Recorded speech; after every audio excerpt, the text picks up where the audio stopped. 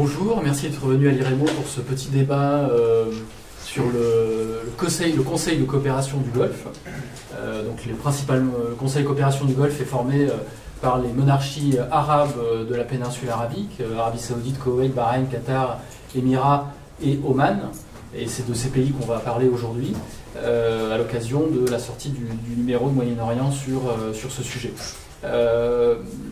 Alors quand on parle de cette région, on a beaucoup de préjugés, d'images généralement négatives qui nous viennent à l'esprit. Les pétrodollars, l'islamisme, les femmes voilées, etc., etc. Il y en a beaucoup des préjugés. Malheureusement, ils répondent généralement et vraiment à des images très faussées de la réalité, puisque ce sont des sociétés beaucoup plus diverses et beaucoup plus variées, et surtout, cela ne représente pas une région unie. L'un des exemples les plus récents, c'est quand même le 5 mars 2014, puisqu'on apprenait que l'Arabie Saoudite, Bahreïn et les Émirats retiraient leur ambassadeur du Qatar. C'était un coup d'éclat diplomatique montrant les différends entre ces monarchies qui, depuis le continent européen, paraissent comme un tout. Alors certes, si on regarde la géographie, on se rend compte que le Conseil de coopération du Golfe regroupe une superficie de 2,5 millions de km², dont 90% est occupée par l'Arabie Saoudite. L'Arabie Saoudite est quand même donc 2,1 millions de km², et la puissance dominante, celle qui a imposé la création du Conseil de coopération du Golfe en 1981 pour des raisons de sécurité. Mais si on regarde dans le détail, au-delà de cette union d'apparat, on a beaucoup de différends et de différences. On l'a vu avec la position du Qatar sur les frères musulmans, obligeant l'Arabie Saoudite à prendre cette décision diplomatique de retirer son ambassadeur. Mais il y a d'autres différences diplomatiques. Oman est un pays très proche de l'Iran, historiquement, commercialement et diplomatiquement aujourd'hui. L'Arabie Saoudite ne veut pas discuter avec l'Iran. Aux Émirats Arabes Unis, Abu Dhabi est un émirat qui dirige officiellement la fédération, mais qui est très proche de Riyad, Dubaï, et très proche de l'Iran. On retrouve des différends un petit peu partout, y compris dans les sociétés. Puisque, par exemple, la religion, on trouve énormément de différences religieuses au sein du Golfe. On connaît le terme wahhabite qui est enseigné pour parler des Saoudiens. Les Saoudiens préfèrent le terme de unitariste, école du sunnisme. Mais on trouve des chiites à Bahreïn, ils sont majoritairement chiites. À Oman, ils sont ibadites, une troisième branche de l'islam. Aux Émirats, on trouve différentes écoles de l'islam. Ça, c'est pour quelques différences vraiment de prime abord. Si on regarde l'ensemble de la péninsule, alors ça c'est une carte historique, juste pour vous remémorer, vraiment la formation de ce qui est aujourd'hui la péninsule arabique, que le Conseil de coopération du Golfe, remonte au début du XXe siècle, quand Ibn Saoud, roi fondateur de l'Arabie Saoudite en 1932, dessine les frontières actuelles de l'Arabie Saoudite en s'imposant, en conquérant au fur et à mesure le territoire actuel saoudien jusqu'à l'indépendance de pays jusqu'alors sous domination britannique, 1961 pour le Koweït, 1971 pour les autres pays. Mais quand on parle du Golfe, on parle surtout du pétrole. Et ça, c'est vraiment... puisqu'on a ici les plus grandes réserves mondiales de pétrole et aussi de gaz. On a ici Al-Khawat, qui est le plus grand gisement de pétrole au monde, à l'est de l'Arabie Saoudite, qui est donc le premier producteur mondial. Et les principales réserves de pétrole sont au Koweït et aux Émirats. Le Qatar est un pays essentiellement gazier, il partage cet espace de réserve de gaz avec l'Iran. Bien évidemment, il y a en haut à droite le détroit d'Ormuz, stratégique dans le commerce mondial. Voilà, quelques cartes pour vous montrer l'importance du pétrole au niveau mondial. On voit bien que les pays du Golfe dominent vraiment ce marché.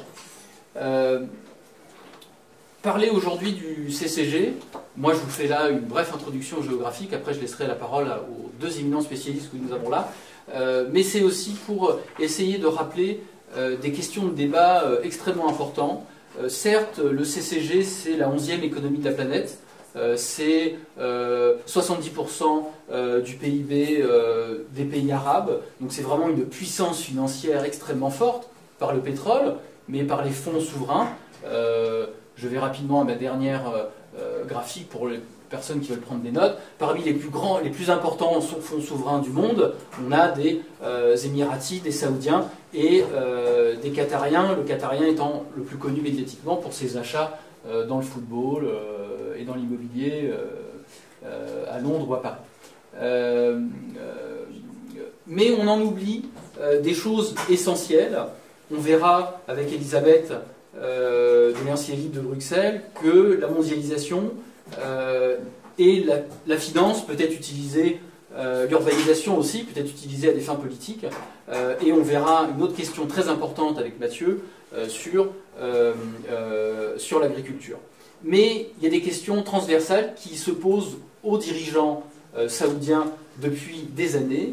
C'est une forte population étrangère, la carte en haut à gauche. Ça atteint 90% hein, dans un pays comme le Qatar. Le chômage, cette carte est vraie et fausse. Vraie parce qu'elle ne montre que les chiffres officiels. Petite note, il est très difficile d'avoir des chiffres officiels quand on parle du Golfe Persique, puisque ils ont bien évidemment des instituts de statistiques, comme nous on a l'INSEE, ou les États-Unis en ont. Mais le seul pays qui a à peu près un institut digne de ce nom, c'est le Bahreïn. Les autres, ce sont des organismes qui répondent au régime et qui publient des chiffres très très très douteux. On a toujours eu des difficultés à mesurer véritablement le chômage. Par exemple, le chômage en 2011 en Arabie, 10,9%, il serait en réalité chez les hommes d'environ 25%, et les femmes ne sont pas inclus dans ces statistiques.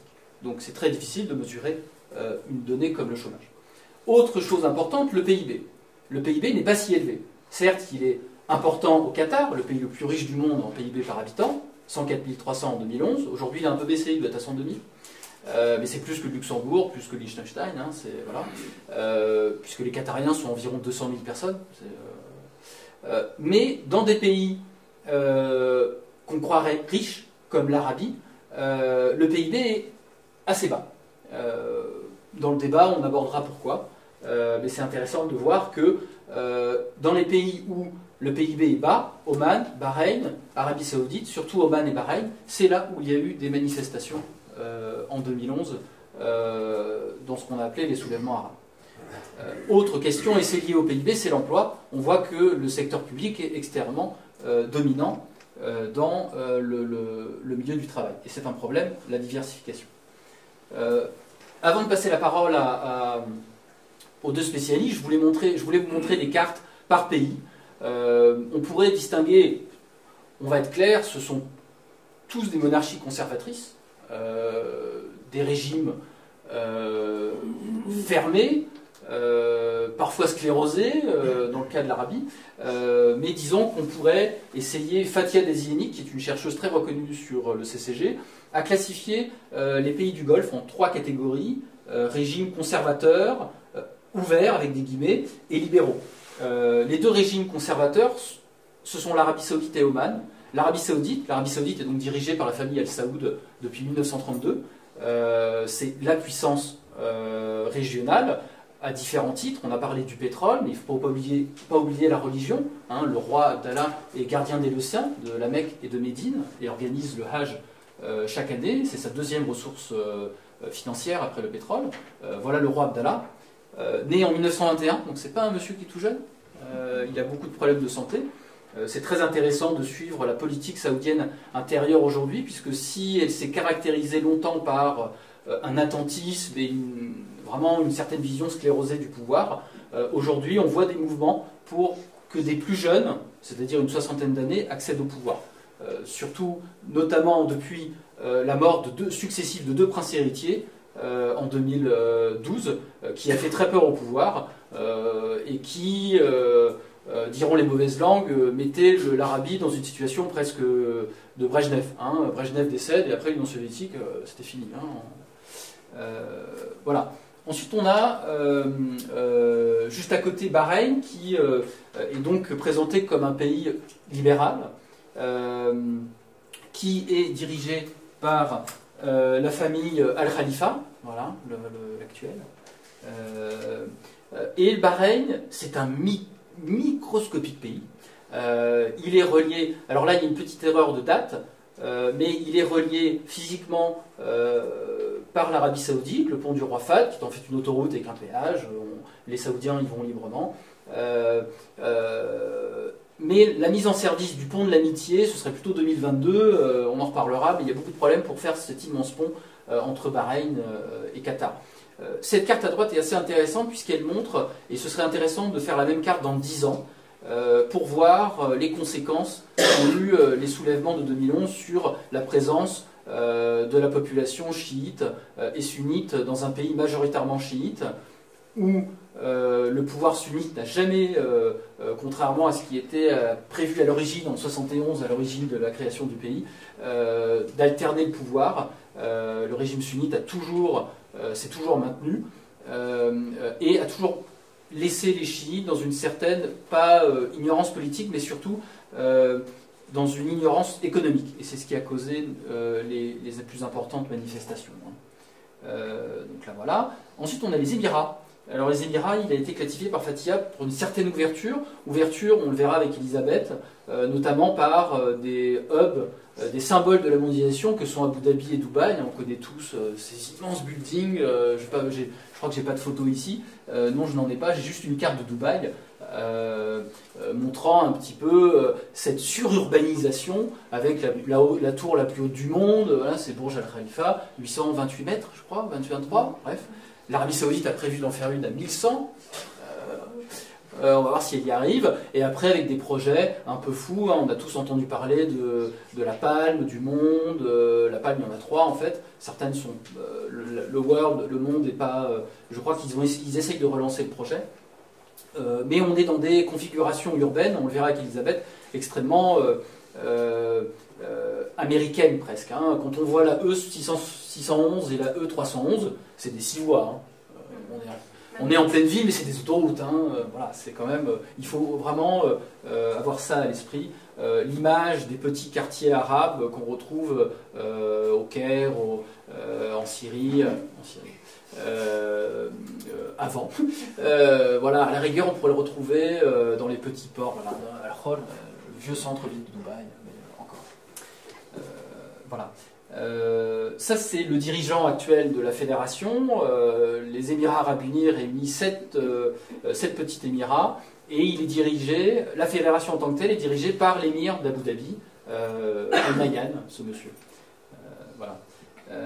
Ensuite, on a le Koweït. Alors, le Koweït, dirigé par la famille Al Sabah, qu'on voit ici avec l'ancien président des États-Unis, George Bush, c'est un pays qui, pendant longtemps, est apparu comme un modèle, puisque très ouvert, qui a tout de suite développé une alternative à la rente pétrolière, notamment via la finance.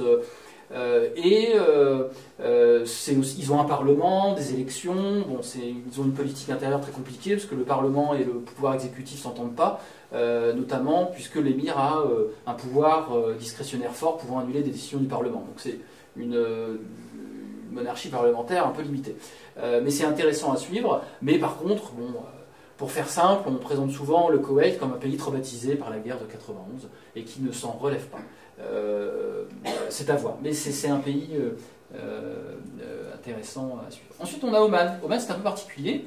Ça, c'est le sultan Abou Saïd qui dirige le pays depuis qu'il a démis son père. Célibataire, divorcé. Il passe un petit peu pour le beau gosse du Golfe, faut dire après cela. Voilà, mais il dirige un pays un petit peu à part. Oman, pourquoi à part? Parce que, alors, on ne va pas mentir, c'est un régime autoritaire. Il n'y a pas d'élection, il n'y a pas de parlement. C'est le sultan Qaboos cumule les fonctions de chef d'État, Premier ministre, et il est ministre de la Défense, je crois, il faudrait que je vérifie, mais il cumule plusieurs mandats. D'un point de vue économique, c'est un des pays qui a beaucoup développé le concept de zone franche. On les voit c'est les points jaunes, Bouraimi, Sohar, Nizoua, Sinao, et qui depuis quelques années aussi mise sur le tourisme. C'est un tourisme très particulier puisque le Dhofar, alors si ici vous avez le plus grand désert de sable au monde, Rou al Khali, qui recouvre cette partie, tout le Dhofar reçoit un petit peu la mousson. Donc c'est une région assez montagneuse, très agréable. Beaucoup de touristes du Golfe ou du Moyen-Orient viennent un peu prendre l'air en été dans le sud d'Oman. Et puis surtout c'est un pays ibadite, donc cette troisième branche de l'islam, ni sunnite ni chiite, et qui a toujours marqué une certaine indépendance vis-à-vis du grand voisin saoudien. On l'a vu le 5 mars 2014, puisque le Oman s'est véritablement opposé à retirer son ambassadeur et s'est toujours opposé à la volonté hégémonique de l'Arabie Saoudite de transformer le CCG en Union du Golfe basée à Riyad. Hein. Et a toujours entretenu de très bons liens avec l'Iran. On a notamment dit que l'accord de Genève du 25 novembre 2013 avait été obtenu grâce à des négociations secrètes à Mascate. Donc ça, c'est le sultan Qaboos. Et ensuite, on a le Qatar.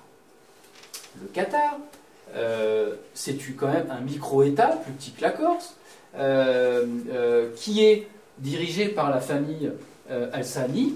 On voit ici le jeune émir, Tamim, né en 1980, donc 34 ans presque, avec sa mère, la deuxième épouse de l'émir Ahmad. J'ai pas de photo de l'émir Ahmad, mais c'était un copain de Nicolas Sarkozy, il est souvent à Paris. On l'a vu sur les photos quand il a remporté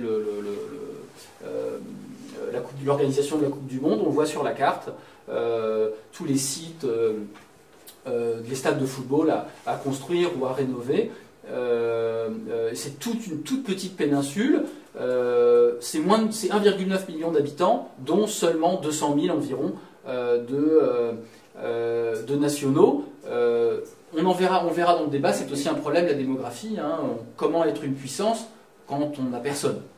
C'est bien de former une élite, mais encore faut-il qu'il y ait des gens. C'est un gros problème pour le Qatar. La majorité des Qatariens, 80% des Qatariens vivent à Doha. Hein. Et puis après, il y a Saïd, et puis une ville là aussi, mais elle n'est pas là sur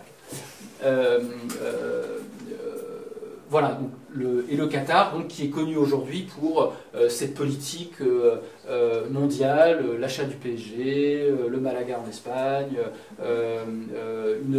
l'organisation de grandes conférences internationales sur la Libye, sur la Syrie, résolution des conflits, la création d'Al Jazeera en 1995, véritablement être un acteur international.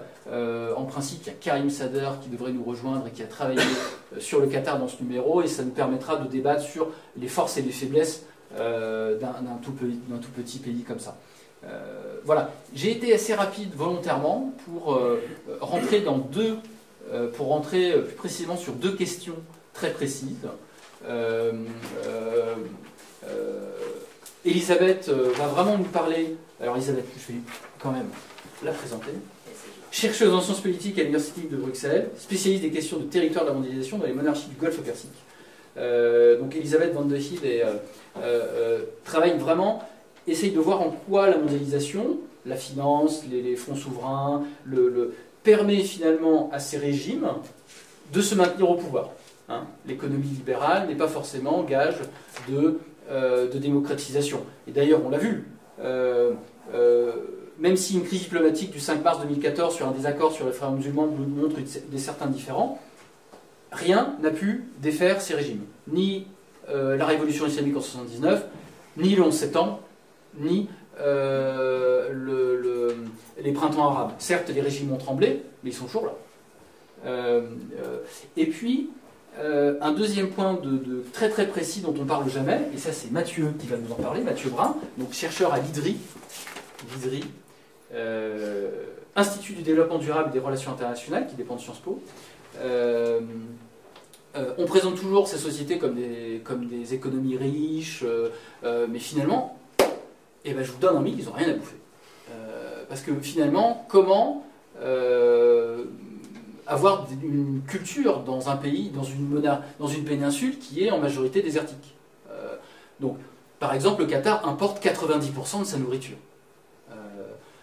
L'Arabie a une logique très différente, puisqu'elle a dépensé beaucoup d'argent à développer des fermes intégrées. Même les vaches ont la climatisation, je ne blague pas. Ou alors achètent des terres à l'étranger, notamment en Éthiopie, et considèrent ces récoltes comme siennes. Toutes ces logiques, qui sont généralement ignorées dans les grands médias, Mathieu va nous les décrire en détail. Donc je laisse la parole à Elisabeth. Merci. Tu veux la carte de Dubaï? Toutes les cartes. Toutes les cartes. Non, on va commencer par celle de Bahreïn, je pense que c'était l'une des premières. Oui, voilà. Super. Parfait. Merci. Bah, mets-toi à la place. Oui, je dois Mets-toi à la me place. mettre au centre. Moi je parlais fort, mais il y a un micro si tu veux. Bon, ça y est. Je prends le micro là-bas. Bonsoir à tous. Merci Guillaume et Liremo de m'avoir invité et de me permettre de parler de mon sujet de thèse, puisque je parle en fait des zones franches, des îles artificielles, des zones franches industrielles, des zones économiques spéciales, que moi j'appelle des territoires de la mondialisation. Parce qu'en effet, ce sont des espaces qui sont dédiés aux échanges mondiaux pour répondre à une demande de mondialisation libérale, c'est-à-dire sans taxes, sans impôts, avec une possibilité de stockage, de transformation des objets, de stockage de biens et services, d'avoir des services financiers sans payer un seul copec. Donc on verra la logique économique évidemment derrière tout ça, mais on verra surtout la logique politique. Quel est l'intérêt politique de morceler son territoire en zones franches, mais aussi de construire des îles artificielles, qui sont elles aussi souvent des zones franches, c'est-à-dire qu'elles échappent à la loi commune du pays. Et pour illustrer ça, merci Guillaume pour toutes ces cartes, c'est très très bien, je vais un peu vous montrer quels sont précisément les territoires au sein des villes que j'étudie. Donc là pour Bahreïn, les territoires artificiels, voilà, ici on a droite à Bahreïn, si vous voulez parler c'est des vacances, c'est très très bien. Sauf que personne n'y va parce que, comme vous voyez ici, c'est désertique. Ils ont essayé de développer en fait le sud de Bahreïn, mais ça ne fonctionne pas, puisque historiquement, culturellement, et puis même, je veux dire, il n'y a pas grand-chose à faire dans le sud de Bahreïn. Donc, ils ont essayé après de développer en haut des îles artificielles. Ici, on a la Amouage, qui est aussi artificielle. D'ailleurs, sur les cartes qu'on trouve de Bahreïn, souvent, elles sont en bleu ciel, comme si elles n'appartenaient pas véritablement au territoire national. Ici, elles sont de la même couleur, c'est ça qui est intéressant. Et ici, on a aussi un port artificiel qui appartient au Premier ministre. Donc on a vu le roi de Bahreïn là, en photo. Et ça aurait été plutôt... voilà, celui-là. Et en fait, c'est pas lui qui est véritablement décrié à Bahreïn, c'est plutôt son oncle qui est Premier ministre depuis l'indépendance de Bahreïn dans les années 70 et qui est, il paraît, selon la rumeur, plus riche que l'émir de Dubaï. Donc ça fait quand même quelques milliards. Et il a notamment construit ce genre de zone franche en île artificielle, faire un port dédié aux échanges mondiaux. Et donc on verra en quoi, évidemment, cette fusion entre élite politique et élite économique est très importante pour la consolidation du pouvoir. Pour les Émirats arabes unis, on va directement aller à Dubaï, qui est très connu évidemment pour ses îles artificielles qui sont des zones franches, mais on retrouve aussi des zones franches à l'intérieur de la ville de Dubaï. D'ailleurs, Jebel Ali est l'une des plus grandes zones franches du monde, c'est le plus grand espace de stockage du monde. On a plus de 6000 entreprises qui sont installées là-bas, qui bénéficient donc d'un régime particulier, qui permettent à eux de stocker et de transformer aussi, parce que c'est aussi une zone franche industrielle, sans taxe. Donc c'est dommage qu'ici on n'ait pas la carte qu'on avait mise dans le Moyen-Orient. Mais... De Dubaï. Oui. Dubaï, il y a un oui en détail. Oui, mais c'est pas grave. Parce qu'en fait on verra, et ça je vous expliquerai, qu'à l'intérieur même des villes, on a des zones franches qui découpent véritablement les villes en zones franches spécialisées. Par exemple, on a des zones franches dédiées à la connaissance, des zones franches dédiées aux médias, des zones franches destinées bientôt au marché des automobiles de seconde occasion, ça c'est un projet. Et on a aussi par exemple des zones franches dédiées à l'humanitaire. Oui, la Healthcare, la santé, la Healthcare City. Oui, on a ça, et celle humanitaire est déjà en service d'ailleurs. Donc on a vraiment une spécialisation des zones franches qui ne concerne plus seulement des biens industriels ou des services financiers. D'ailleurs, Elton John a acheté l'Angleterre dans le monde. Voilà, petite histoire. À 4 millions de livres, il me semble. Bon, Kuwait City développe un peu moins ces zones franches, mais quand même, ici, on voit futur hub portuaire. Et effectivement, ils vont construire un port artificiel là, qui sera aussi une zone franche. Oman, pareil, vous voyez que tout le long du littoral et dans les villes, on retrouve des zones franches. Ils développent un peu moins les îles artificielles parce qu'ils ont un peu plus de place aussi. Le Qatar, là, évidemment, Doha, qui compte la majorité de la population du Qatar, développe, elle, ses zones franches. Et on a vraiment un lien très fort entre zones franches et urbanisation. Et c'est ce qu'on verra dans cette conférence. Oui. Juste une seconde. Oui. Je réalise que j'ai d'autres documents en fait avec des images de Qatar et des zones franches. C'est vrai? Ouais, je crois. Ce serait merveilleux. Je prends 2 secondes. Hein. Où est la clé USB? Elle est là. Alors, dans carte, j'ai peut-être celle de... Je n'ai pas celle des Émirats. Mais c'est pas grave. Mais le Qatar... Faudrait que les gens achètent moins une rive. C'est ça. Voilà, vous avez un exemple d'urbanisation. Les gens qui aiment le tennis, hein, c'est Rafa Nadal et le Suisse là, qui joue sur l'eau, je ne sais pas comment, mais il joue sur l'eau. Et là, vous avez, voilà, là tu peux montrer Doha et le Mir Rahman. Voilà, tu as quelques images qui illustrent un peu mieux. Oui, parfait. Bah. Donc Doha, qui est la plus grande ville donc, du Qatar, comme je l'ai dit, et qui a ici son port financier, qu'il a expressément fait tout en rond, avec une île artificielle au milieu. C'est plutôt sympathique. Donc, on comprend facilement cette logique économique qu'il y a par rapport à ces zones franches.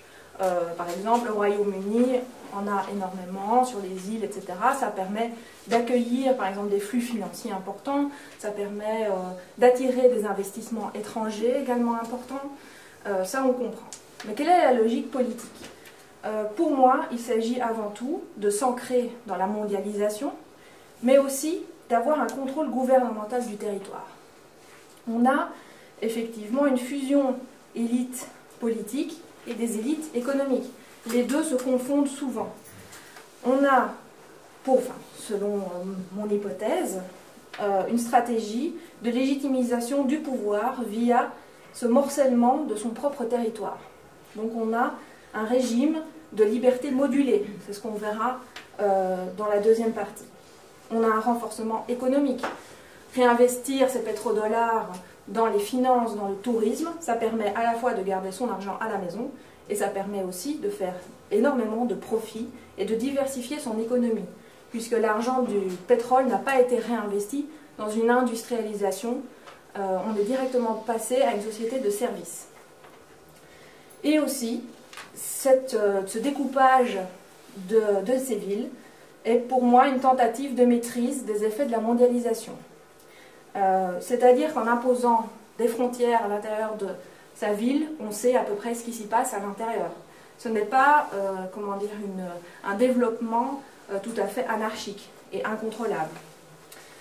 Donc dans une première partie, je vais essayer de revenir sur le Golfe Persique, en tout cas sa rive arabe, comme un espace historique d'échange et de circulation. On verra les trois phénomènes historiques qui sont la littoralisation. D'ailleurs, on le voit très bien sur les cartes que la plupart de ce qui se passe dans le Golfe est vraiment en bord de mer. On verra le phénomène de l'urbanisation et enfin le système de gouvernement tribal. Dans un deuxième temps, nous verrons le réinvestissement des pétrodollars dans l'urbanisme et enfin le développement de zones franches comme point d'intersection entre la mondialisation et le territoire autoritaire. Donc pour aller brièvement, d'ailleurs je vous renvoie à l'ouvrage de Caroline Piquet sur l'histoire, je pense que le titre c'est de la perle à l'économie de la connaissance. Oui. Et qui est excellent, que je vous recommande pour cette histoire économique et politique du Golfe. Mais ce qui m'intéresse ici, c'est de vous montrer que le Golfe Persique, avant les Britanniques, n'était pas en dehors du monde. Ils n'ont pas attendu les Britanniques pour commercer. Ils étaient, avec le détroit d'Ormuz, évidemment, un espace de circulation entre l'espace méditerranéen et l'Inde. Détroit d'Ormuz qui est encore aujourd'hui un détroit extrêmement important, géopolitiquement parlant. On avait déjà une littoralisation du fait de ces échanges maritimes. On avait des familles commerçantes qui étaient plutôt aisées et qui commerçaient avec la perle, avec l'encens, l'or, etc. Ce phénomène de littoralisation, comme le phénomène d'urbanisation, ont été accentués par les Britanniques. Les Portugais étaient arrivés avant les Britanniques, mais n'ont fait que quelques forts, en fait, qui sont des points d'attache jusqu'à la route des Indes. Mais les Britanniques, et on l'a vu sur l'une des cartes, ont véritablement imposé tout le long de la côte, des côtes des pays du Golfe Persique, une tutelle politique.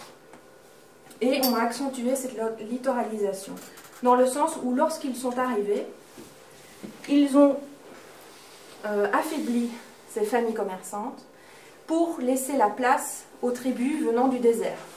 Donc l'arrivée des Britanniques au XVIIe siècle, XVIIe, XVIIIe siècle, plutôt XVIIIe siècle, ont augmenté en fait ce pouvoir des tribus en affaiblissant le pouvoir des familles commerçantes. Et donc on retrouve par exemple les Al-Khalifa à Bahreïn s'installent, donc qui étaient en fait une tribu du Najd, se sont installés à Bahreïn, c'est pareil pour les Al-Sabah, etc., etc. On aura une urbanisation plus intensive sous les Britanniques, puisqu'ils vont augmenter le commerce de la perle et le contrôler au nom du libre-échange.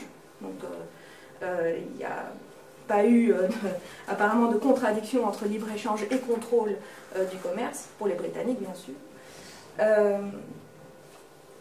Le commerce de la perle qui a progressivement décédé, surtout à l'indépendance de l'Inde.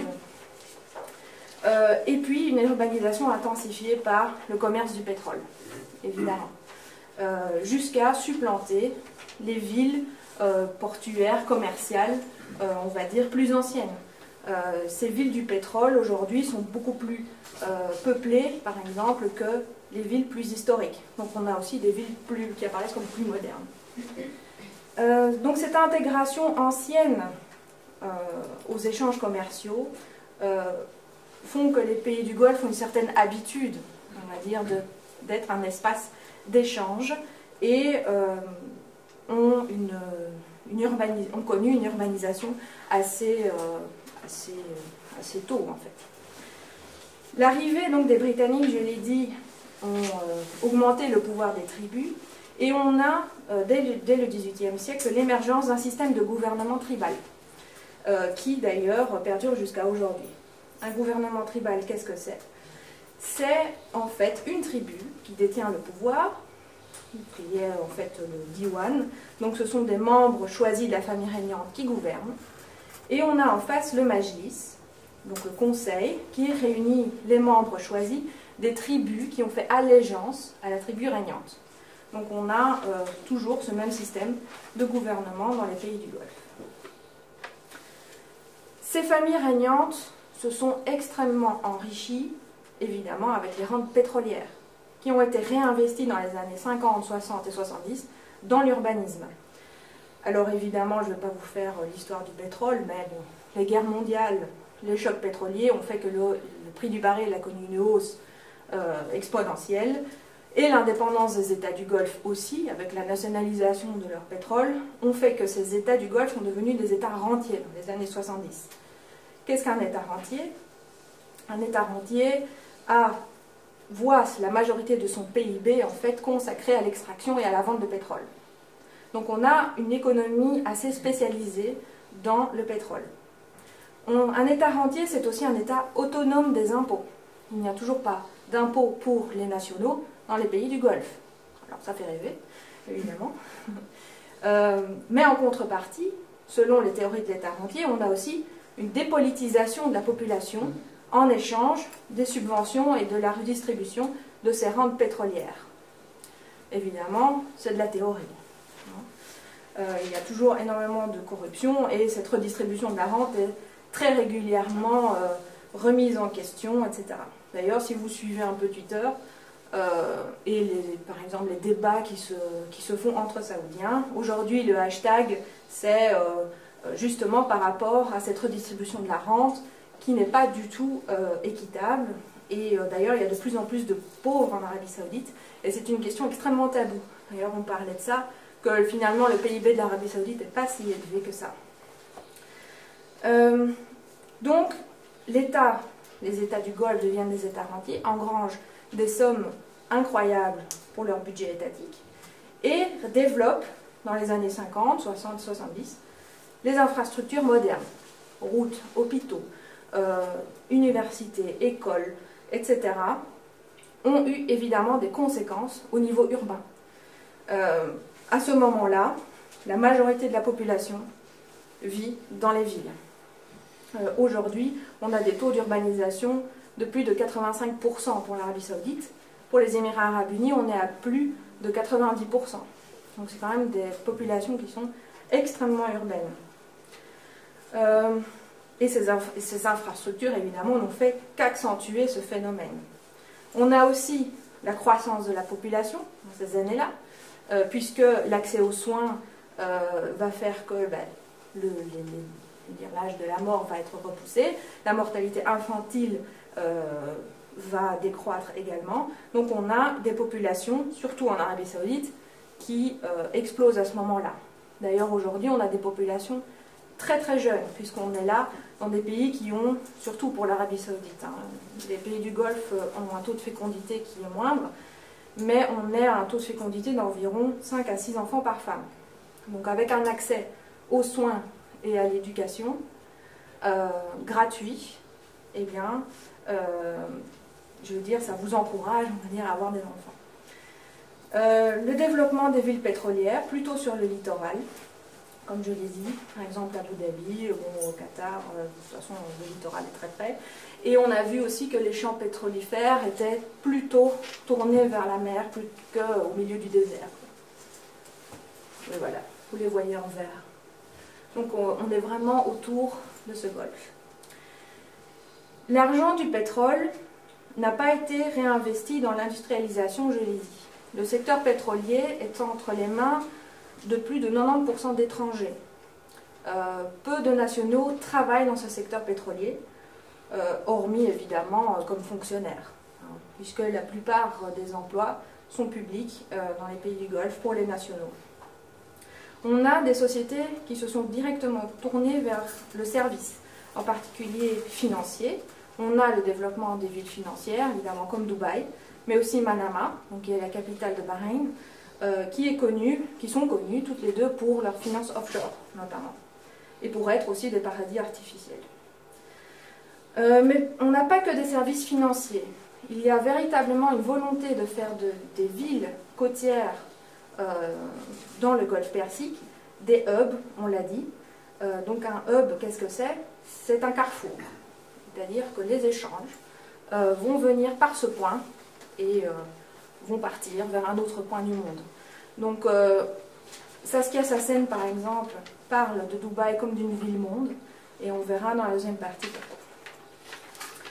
Donc on a aujourd'hui ce phénomène de hubisation, je l'invente maintenant, mais au Koweït on l'a bien vu, hub portuaire.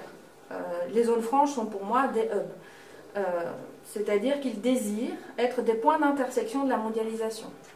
Et on va voir maintenant dans mon deuxième point, quelles sont ces logiques de fermeture et d'ouverture à la mondialisation et qu'est-ce que ça va apporter à un régime autoritaire.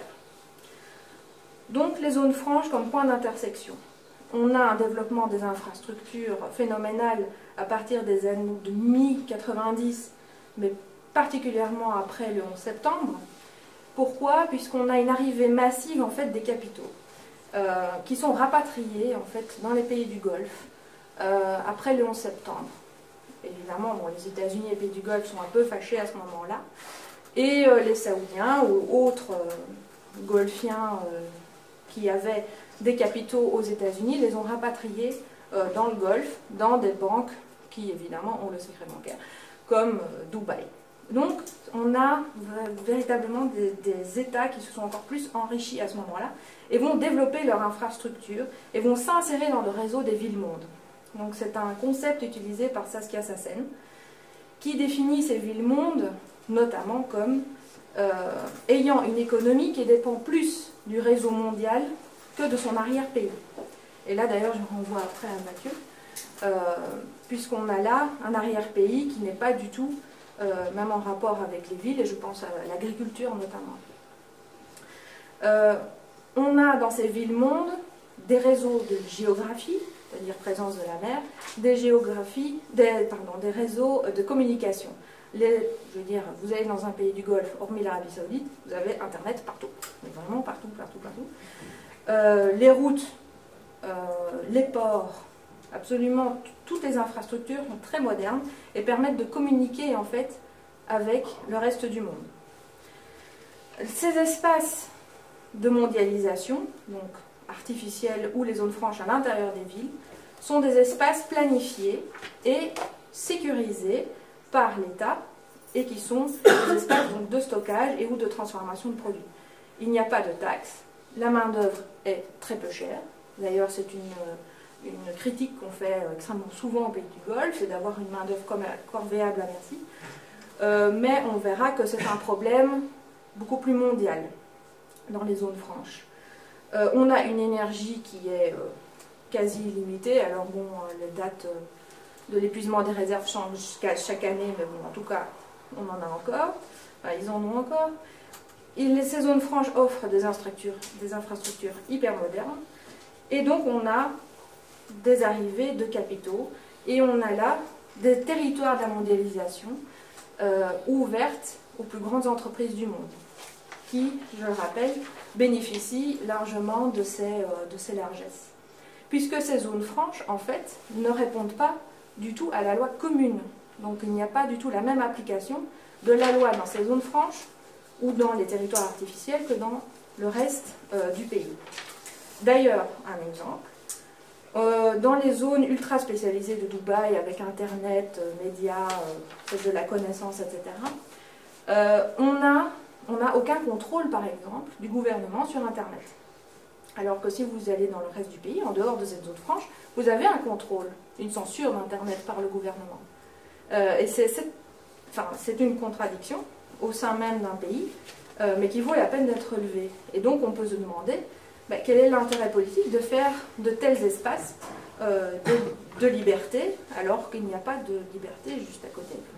C'est assez intéressant de soulever ce point. Donc on a à l'intérieur de l'État des frontières. Mais quel est l'intérêt de faire ces frontières? Alors le premier intérêt, c'est de contourner le système de kafala. C'est-à-dire que dans tous les pays du Golfe, un étranger qui vient s'installer doit avoir ce qu'on appelle un kéfil, un sponsor, doit avoir un local en fait, qui va vous octroyer un visa d'entrée, va vous donner votre permis de travail, qui est l'ICAMA, en échange d'une partie de vos revenus. C'est-à-dire que c'est à lui que vous payez l'impôt. Les nationaux ne payent pas d'impôts, mais les étrangers payent des impôts. qui sont négociables, et souvent, pour la main-d'œuvre sud-asiatique, ces impôts sont extrêmement élevés. Donc, ces zones franches, qui n'obéissent pas au droit commun, permettent de contourner ce droit, et permettent aux étrangers de devenir propriétaires, et de venir s'installer dans le pays, sans aucune contrainte. D'ailleurs, le fait qu'ils développent énormément de territoires artificiels permettent au gouvernement de dire mais c'est pas notre territoire. Enfin si, ça l'est, mais c'est artificiel. Donc si vous voulez, s'il y a des étrangers dessus, c'est moins grave que par exemple un non-arabe ou un non-musulman soit propriétaire sur une terre qui est arabe et musulmane. Et d'ailleurs, le plus grand building là, que veulent faire les Saoudiens, le Kingdom, eh bien, se trouve sur un territoire offshore, à Jeddah, et sur une zone franche, qu'ils ont appelée, je pense, la King Abdallah Economic City, quelque chose comme ça. Donc ça, c'est aussi important de voir. On l'a aussi? À Jeddah. Voilà. C'est celle du roi Abdallah, là, qui est Arabie, c'est ça? Celle-là? Ouais, non, c'est pas celle-là. Non, je pense pas. D'accord. Bon, elle est là, quoi. Mais bon, ils n'ont pas tellement de concurrence. Hein. Vous voyez bien que la mer Rouge est un peu vide, à côté du golfe Persique. Et je pense que c'est pas pour rien qu'ils le mettent là-bas. On verra de toute façon ce que ça donnera. Apparemment, les fondations sont déjà terminées. Donc, contournement du droit, contournement du territoire, comme je viens de le dire. C'est pas véritablement le territoire national, mais on en fait quand même. Et contournement de la politique. Par exemple, à Bahreïn, on a le Premier ministre, comme je l'ai dit au début, qui fait un port artificiel et qui engrange la majorité des profits. Ce morcellement du territoire est donc un régime de liberté modulé. Et pour cela, je vais citer Mike Davis, qui s'exprime mieux que moi, qui est donc un géographe critique, mais que je vais critiquer après, ne vous inquiétez pas, qui parle en fait qui a écrit un livre, un court ouvrage qui s'appelle Le Stade Dubaï du capitalisme, et qui parle en fait du morcellement du territoire et de l'espace urbain en un nombre incalculable de mondes et de sous-mondes, et qui permet, je cite, un régime de liberté modulée fondé sur une séparation spatiale rigoureuse des différentes fonctions économiques et des classes sociales elles-mêmes ethniquement différenciées. Et donc je cite Mike Davis parce que effectivement, et c'est là mon dernier point, que ce gigantisme urbain, parce que quand vous allez à Dubaï, c'est l'exemple le plus connu et je pense l'exemple le plus frappant, c'est que cette logique urbaine de morcellement correspond effectivement aussi à un morcellement ethnique et aussi par rapport aux classes sociales. C'est-à-dire que par exemple les main-d'œuvre qui a construit ces buildings, donc qui sont en majorité du continent sud-asiatique, vous ne les verrez pas. Ils sont complètement cachés, si j'ose dire, dans les villes. Il faut vraiment aller dans les quartiers qui leur sont réservés. Par contre, si vous allez sur l'île Bond, là vous verrez vraiment des touristes de l'élite mondiale, des touristes perpétuels en fait. J'aime beaucoup ce concept parce que c'est vraiment dans les pays du Golfe, ce phénomène de hub accueille cette élite mondiale qui passe de ville en ville. Ben voilà. Karim Sader. Voilà.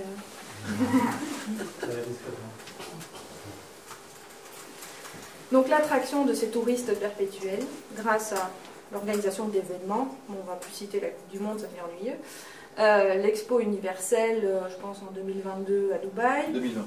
2020. D'ailleurs, si vous regardez les projets, enfin c'est pharaonique, démesuré, etc. Le tourisme, développer un tourisme je sais plus, vraiment de loisirs en fait. D'ailleurs, quand vous allez à Abu Dhabi, l'île qui accueille, dont le Louvre est en construction, est une île artificielle et est une île dédiée à la culture. Juste à côté, vous avez une autre île artificielle qui s'appelle Yas, et là vous avez le Ferrari World, à côté du grand circuit de Formule 1, qui est le plus grand parc d'attractions couvert du monde. C'est vrai que c'est gigantesque. Et on a évidemment dans ce tourisme une collection de records du monde. Hein. le plus grand building, le plus grand parc d'attractions, la plus grande île artificielle, le plus grand feu d'artifice. Il faut absolument qu'il y ait un record du monde. Le plus grand centre commercial. Le plus grand centre commercial. Le plus grand aquarium dans ce centre commercial. Bon, il faut une journée hein, pour faire ce shopping center, enfin, c'est incroyable. Attirer les élites mondiales par les services financiers. On a là, on retrouve les mêmes élites mondiales à Dubaï, à Pékin, à New York ou à Londres. Et aussi attirer les élites mondiales par l'éducation. L'Education City de Doha est une zone franche, et si vous y alliez, vous pourriez voir que vous ne parlerez même pas un qatari. Enfin, c'est vraiment... vous êtes là, pile dans la mondialisation, vous n'aurez même pas à quasi toucher l'État de quelque manière que ce soit. Mais on reste quand même, évidemment, dans l'autoritarisme. À quoi ça sert de faire tout ça? Comme je l'ai dit, on mélange politique et économie. Les élites politiques ne sont plus riches seulement avec le pétrole, elles sont riches aussi en réinvestissant dans l'urbanisme, dans les finances, qui évidemment apportent des capitaux financiers qui sont au-delà de tout. On a vu les fonds souverains, enfin, qu'est-ce qu'on fait avec autant d'argent? On les réinvestit. Hein, pour encore avoir plus d'argent et pouvoir asseoir encore plus son pouvoir, puisqu'on est dans un État entier qui mise justement sur son autonomie. Donc, par exemple, la question des impôts est régulièrement remise à l'ordre du jour, mais rapidement balayée. On en parlera dans 10 ans.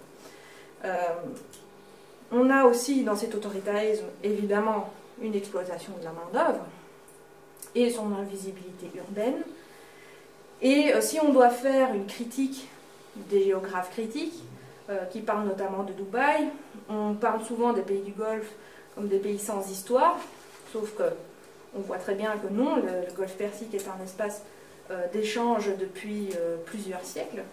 Mais plus largement, l'exploitation de la main-d'œuvre est un problème qui, pour moi, me semble plus global.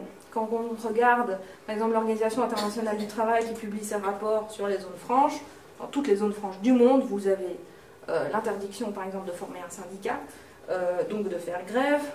Le licenciement est très simple. C'est un phénomène qui concerne vraiment toutes les zones franches. Alors évidemment, le système de kafalat qui est quand même un système d'allégeance, enfin bon, qui est un vieux rebut pour moi de l'esclavage, bon, évidemment c'est un problème. Mais ils essayent de le contourner en montrant que, ben non, vous voyez bien, vous pouvez être propriétaire, etc. Et je passe à ma conclusion, je ne sais pas combien de temps je vais parler, mais il est temps de vrai. Il faut conclure. Ok, donc je conclue. Donc cette multiplication des zones franches à partir de la fin des années 90 répond à un intérêt économique, c'est-à-dire qu'on va essayer de réinvestir les pétrodollars, on va essayer aussi de diversifier son économie qui est extrêmement dépendante de la vente de pétrole. On a aussi un intérêt politique avec le détournement de la loi commune et un territoire contrôlé en accueillant en fait la mondialisation. On a aussi un système de liberté modulée, c'est-à-dire que voilà, vous pouvez faire à peu près ce que vous voulez sur une île artificielle, mais une fois que vous êtes sur le territoire naturel national, vous changez de comportement. Ça a des conséquences évidemment. Bon, l'exploitation de la main-d'œuvre, je l'ai assez dit, mais aussi la marginalisation de la population. Accueillir autant d'étrangers, évidemment, la population nationale a de moins en moins de place. On cite souvent le Qatar, puisque maintenant, avec l'arrivée de la main-d'œuvre pour construire les stades de la Coupe du Monde, ils ne seront plus que 4%. Donc ça fait 96% d'étrangers. Ce qui pose un problème politique, évidemment. Mais plus largement, c'est l'intérêt scientifique, en tout cas dans ma discipline de la science politique, et pour moi, que les zones franches sont un concept qui questionne les notions d'espace politique, des territoires étatiques, dans notre village global capitaliste en fait. Qu'est-ce qu'un État va faire pour s'adapter à cette mondialisation complètement irrépressible? Et apparemment, la réponse des États du Golfe, ce sont ces mondes artificiels. Je vous remercie. Bonsoir à tous d'abord, bonsoir à Karine qui nous a rejoints.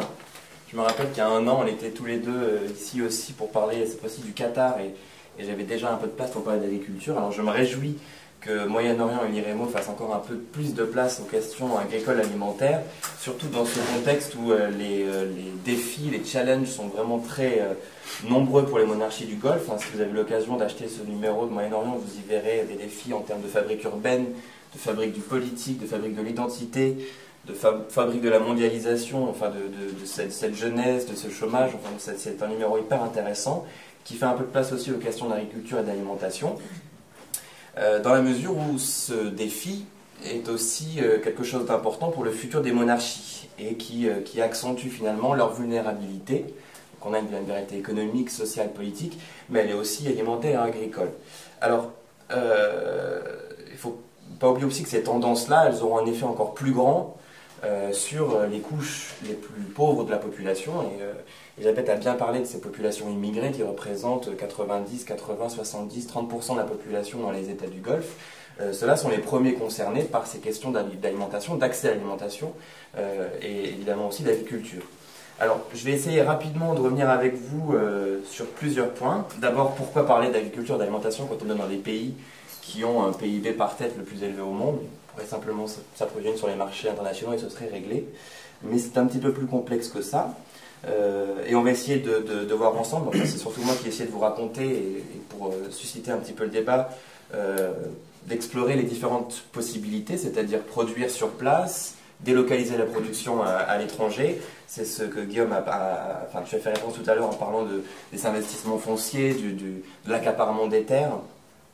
Mais il faut aussi également, et ce sera la fin de mon propos, ne pas oublier que la sécurité alimentaire, c'est-à-dire le fait d'avoir accès à une alimentation suffisante en qualité et en quantité sur un temps le plus long possible, c'est aussi parler de la demande, pas simplement de produire. Produire plus, produire toujours plus, non, c'est aussi voir ce côté très important de la demande et les pays du Golfe sont aussi un laboratoire pour ces questions-là. J'ai un agenda chargé et peu de temps, donc je vais tout de suite m'y mettre. D'abord pour vous dire que je viens d'une institution qui ne travaille pas spécialement sur les pays du Golfe, mais qui travaille sur le développement durable.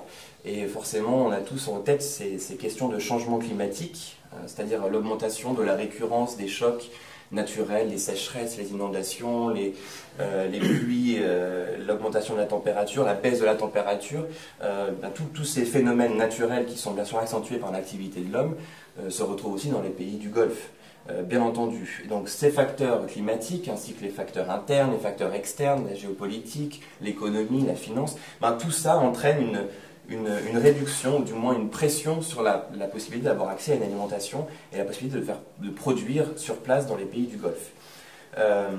Donc la sécurité alimentaire dans les pays du Golfe, elle peut être menacée dans un futur plus ou moins proche, ce qui entraînerait bien entendu la déstabilisation d'une région où la capacité de l'État à remplir sa part du contrat social, Elisabeth y a fait référence, elle est déjà un petit peu érodée, en particulier quand on réfléchit aux mécanismes de redistribution et de partage de la rente.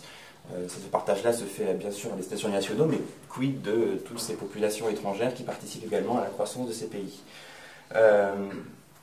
Donc faire face aux défis agricoles et alimentaires dans les pays du Conseil de coopération du Golfe, c'est bien aussi regarder cette tension qui existe entre la capacité des États du Golfe à subvenir aux besoins de la population, c'est-à-dire à leur offrir une alimentation le moins chère possible, de qualité, ça on pourra certainement en discuter, des services publics, un accès à la santé, une nourriture, comme je l'ai dit, qui soit la moins chère possible, tout en étant très vigilant sur les dépenses. Guillaume l'a bien redit, l'Arabie Saoudite c'est un pays qui est riche, mais qui n'est pas si riche que ça, et dans la mesure où il n'y a pas d'impôts, où ils ont accès à des services de qualité au niveau de la santé et de l'éducation, tout ça coûte très cher, et encore plus quand on a une population qui grossit. Et je reviendrai tout à l'heure. Alors un petit rappel sur le contexte, vous avez tous en tête ces émeutes de la faim qui ont eu lieu en 2008-2009, qui ont traversé les pays, principalement les pays en développement, où les gens n'avaient plus accès à une quantité suffisante de nourriture et exprimaient leur colère dans la rue. Certains y voient également les premières racines des printemps arabes. Je ne pense pas que ce soit à d'en discuter, mais je trouve ça très très intéressant. Donc c'est une crise qui est liée à un contexte où les prix alimentaires, les prix des denrées alimentaires mondiaux, alors je reprends l'image de Pierre Blanc et Sébastien Abyss, d'une balle de tennis dans un ascenseur qui ne fait que monter. Donc les prix montent, descendent, mais ils sont toujours à la hausse. Et depuis 2006 jusqu'à 2008, et ça a atteint son paroxysme en 2011. Donc ces augmentations de prix, elles ont des causes très variées sur lesquelles je vais pas revenir, mais elles posent beaucoup de problèmes en termes de transmission des prix sur les pays du Golfe. Guillaume l'a dit tout à l'heure, 90% de l'offre alimentaire vient de l'extérieur, en tout cas c'est sur les céréales, 80% sur les produits alimentaires en général, c'est-à-dire que tout ce qu'on trouve sur les marchés à Doha ou ailleurs, c'est généralement, ça provient de l'extérieur. Et donc cette augmentation des prix sur les marchés internationaux, elle a forcément une conséquence en termes d'inflation, en termes de possibilité pour les gens d'acheter cette nourriture-là. Elle a aussi une conséquence dans la mesure où la nourriture est subventionnée par l'État, qui doit payer toujours plus. Et dans le numéro de Moyen-Orient, je reviens sur les trajectoires. Il est possible que la dépense des pays du Golfe en matière d'alimentation explose de manière exponentielle, comme était le prix du baril de pétrole. Donc le gros enjeu de l'inflation, je ne vais pas y revenir dessus, mais ça pose un risque, c'est un potentiel de déstabilisation très important, à la fois sur le point de vue économique, mais aussi sur le point de vue social, à mesure où les populations immigrées qui travaillent dans les pays du Golfe ont de moins en moins d'argent pour acheter une nourriture qui coûte de plus en plus cher. Alors, est-ce que mon propos dans le Moyen-Orient et en général est plutôt de dire, alors est-ce qu'il faut des ajustements au coup par coup? On a une crise alimentaire, des prix qui augmentent, on met un peu plus de subventions, comme ça a été le cas à Bahreïn ou dans d'autres pays du Golfe, ou est-ce qu'il faut remettre en cause, ou en tout cas remettre en question d'une manière extrêmement systémique, sur tout l'ensemble de la chaîne alimentaire, les modes de production et les modes de consommation? Parce que la sécurité alimentaire, comme je vous l'ai dit, c'est pas simplement produire plus, c'est aussi prendre en considération toute cette dimension politique, d'une politique agricole alimentaire d'un point de vue qui est pas uniquement agricole, mais qui est systémique, donc sur le plan alimentaire. Donc ce n'est pas faire face à ces questions d'agriculture et d'alimentation, de sécurité alimentaire, ce n'est pas uniquement s'assurer qu'un pays puisse financer ses importations alimentaires. Il s'agit de quelque chose de beaucoup plus systémique, ce qui va de la production à la consommation. Ça fait appel à la santé publique, les questions d'obésité, aux habitudes et aux pratiques culturelles, à la gestion des ressources naturelles, et Dieu sait que c'est un sujet très important dans les pays du Golfe, à la gestion des déchets, également des eaux usées et la gestion de l'énergie. Alors en matière de politique agricole, l'exemple que tu as cité, Guillaume, est extrêmement intéressant, c'est celui de l'Arabie Saoudite, qui a longtemps poursuivi l'objectif d'être autosuffisant en céréales, à partir d'eau fossile non renouvelable. Vous avez, j'imagine, tous eu l'occasion d'aller sur Internet ou de voir ces grands champs ronds et verts dans le désert saoudien. On retrouve aussi dans le désert en Libye. C'est cette politique-là qui date des années 70-80, au moment où les États-Unis brandissaient l'arme alimentaire. Elle s'est malheureusement tellement développée que l'Arabie Saoudite a été beaucoup plus qu'autosuffisant. Ils ont été le 6e exportateur mondial de blé. Depuis 2008, en particulier parce que l'eau et l'argent venaient à manquer en Arabie Saoudite, les autorités, le ministère de l'eau et le ministère de l'Agriculture ont mis en place un plan pour arrêter graduellement la production de céréales. Ce qui veut dire que l'Arabie Saoudite, qui avant était autosuffisant sur le blé ou l'orge ou d'autres céréales plus marginales, vont revenir sur les marchés internationaux d'ici 2016 à peu près. Normalement, la production sera réduite à zéro. Alors, l'allocation de terre, c'est tant est qu'on puisse parler de terre vraiment, mais en tout cas d'eau et de produits phytosanitaires, d'engrais et de pesticides, semble pas faire beaucoup de sens d'un point de vue purement économique, d'un point de vue purement de la théorie économique. Il faut plutôt, je crois, lire une forme d'économie politique, c'est-à-dire de gestion des ressources en fonction d'un agenda. L'agenda du gouvernement saoudien qui était, là pour l'occasion, se soutenir un groupe d'intérêt, des groupes tribaux qui avaient la possibilité d'investir, et donc utiliser une partie de la rente pétrolière pour créer de la valeur dans l'agriculture. C'était aussi un moyen pour le gouvernement saoudien, enfin pour la monarchie saoudienne, de se protéger de l'arme alimentaire des États-Unis, et en même temps de régler quelques questions, de fixer des populations pastorales qui pouvaient être un petit peu gênantes. Alors, Guillaume l'a cité, bientôt la culture de blé va cesser en Arabie Saoudite. On pourrait s'en réjouir, mais ce n'est pas du tout un moment d'arrêt de l'agriculture minière, donc utilisant les eaux fossiles en Arabie Saoudite. C'est simplement un changement de paradigme qui va aller de cette industrie agricole de masse pour produire du blé à de la culture de produits à haute valeur ajoutée.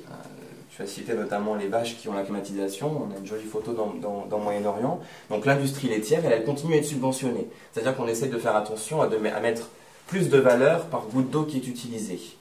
Ça fait toujours pas de sens au point de vue économique, dans la mesure où ça coûte beaucoup d'argent. L'énergie qu'on en consomme pour dessaler l'eau ou pour climatiser ces endroits-là, ça coûte aussi très cher. Il y a bien entendu de réelles difficultés à faire des politiques agricoles, vraiment faire des politiques agricoles d'un point de vue purement matériel. Tu parlais de faire pousser des tomates dans le désert. Dans les pays du Conseil de coopération du Golfe, il y a quelques chiffres intéressants dans le Moyen-Orient. Il y a cette incapacité à vraiment faire de l'agriculture. Même le sultanat d'Oman, on pourrait penser que dans le Dauphin, il y a des endroits plutôt propices à l'agriculture. Il y a du blé, on a des cultures en terrasse qui sont plutôt productives. Mais néanmoins, si on prend l'exemple du Qatar, ne parvient pas aujourd'hui, compte tenu de ses importantes difficultés en matière de ressources naturelles, à nourrir sa population. La pluviométrie, elle ne dépasse pas 1000 litres d'eau par mètre carré. Donc il pleut 30 fois plus au mètre carré au Soudan que ce qui pleut au Qatar. Donc on utilise les nappes, bien entendu, où on dessale de l'eau à grand renfort d'énergie et bien sûr de gazodollar ou de pétrodollar. Les températures sont très élevées. Je ne sais pas si vous avez eu l'occasion d'y aller, mais il peut faire très chaud. Été comme hiver. Les terres arables, elles représentent très très peu. Au Qatar, c'est 1% de la superficie. Il y a d'autres chiffres qui sont avancés dans le Moyen-Orient sur les autres pays. En France, on est à 33% de terres arables. Malgré tout, on a quand même besoin du soja brésilien pour nourrir nos porcs et nos bœufs. Enfin, c'est un autre débat. Sans compter que cette agriculture-là minière, elle a des conséquences assez importantes sur la qualité des sols. De plus en plus de nitrates, les sols sont de moins en moins productifs. Et donc on a recours à des substrats synthétiques. C'est le cas de l'hydroponie. On voit souvent ces images-là de cultures qui poussent à partir d'argile, de billes d'argile ou de petits substrats végétaux qui ne vivent pas. Il n'y a pas de vie là-dedans. Je ne vais pas faire de cours d'agronomie, ce n'est pas ma spécialité. Mais donc ces cultures-là, elles sont dans des grandes serres. On n'a pas de grands champs ouverts qui seraient totalement improductifs. Et malgré tout, si on prend toujours l'exemple du Qatar, les niveaux de productivité sont plutôt élevés. À savoir que pour les tomates, on est à peu près à 140 tonnes par hectare. En France, on doit être à 100 à 105 tonnes par hectare au niveau de la production de tomates. Pour le concombre, c'est pareil, soit 100 tonnes à l'hectare pour le Qatar et 75 tonnes à l'hectare pour la France. Bien entendu, on pourrait discuter de la qualité nutritionnelle de ces aliments-là qui sont produits sur des substrats inertes, mais on pourra faire dans le débat si vous voulez. Donc les opportunités d'autosuffisance à proprement parler, elles sont particulièrement limitées par les ressources naturelles, mais aussi par l'argent. Ça coûte beaucoup d'argent en termes d'énergie, en termes d'eau, d'extraction de l'eau pour pouvoir faire ce genre de choses. Alors, on a souvent parlé de politique de stockage, surtout dans les pays du Golfe qui voient l'enjeu logistique, en particulier dans ces zones franches, zones portuaires, ou qui pourraient être des hubs de passage du point de vue agroalimentaire entre Est-Ouest. Les pays du Golfe se disent, pourquoi ne pas créer des réserves stratégiques dans lesquelles on pourrait mettre notre blé au cas où il y ait des problèmes sur les marchés internationaux. L'Arabie Saoudite a passé une loi qui vise à doubler ses capacités de stockage d'ici la fin de l'année, donc ça date de 2011, un plan sur 5 ans pour doubler les capacités de stockage. Il va falloir voir un petit peu où ça en est. Néanmoins, les risques sont extrêmement nombreux.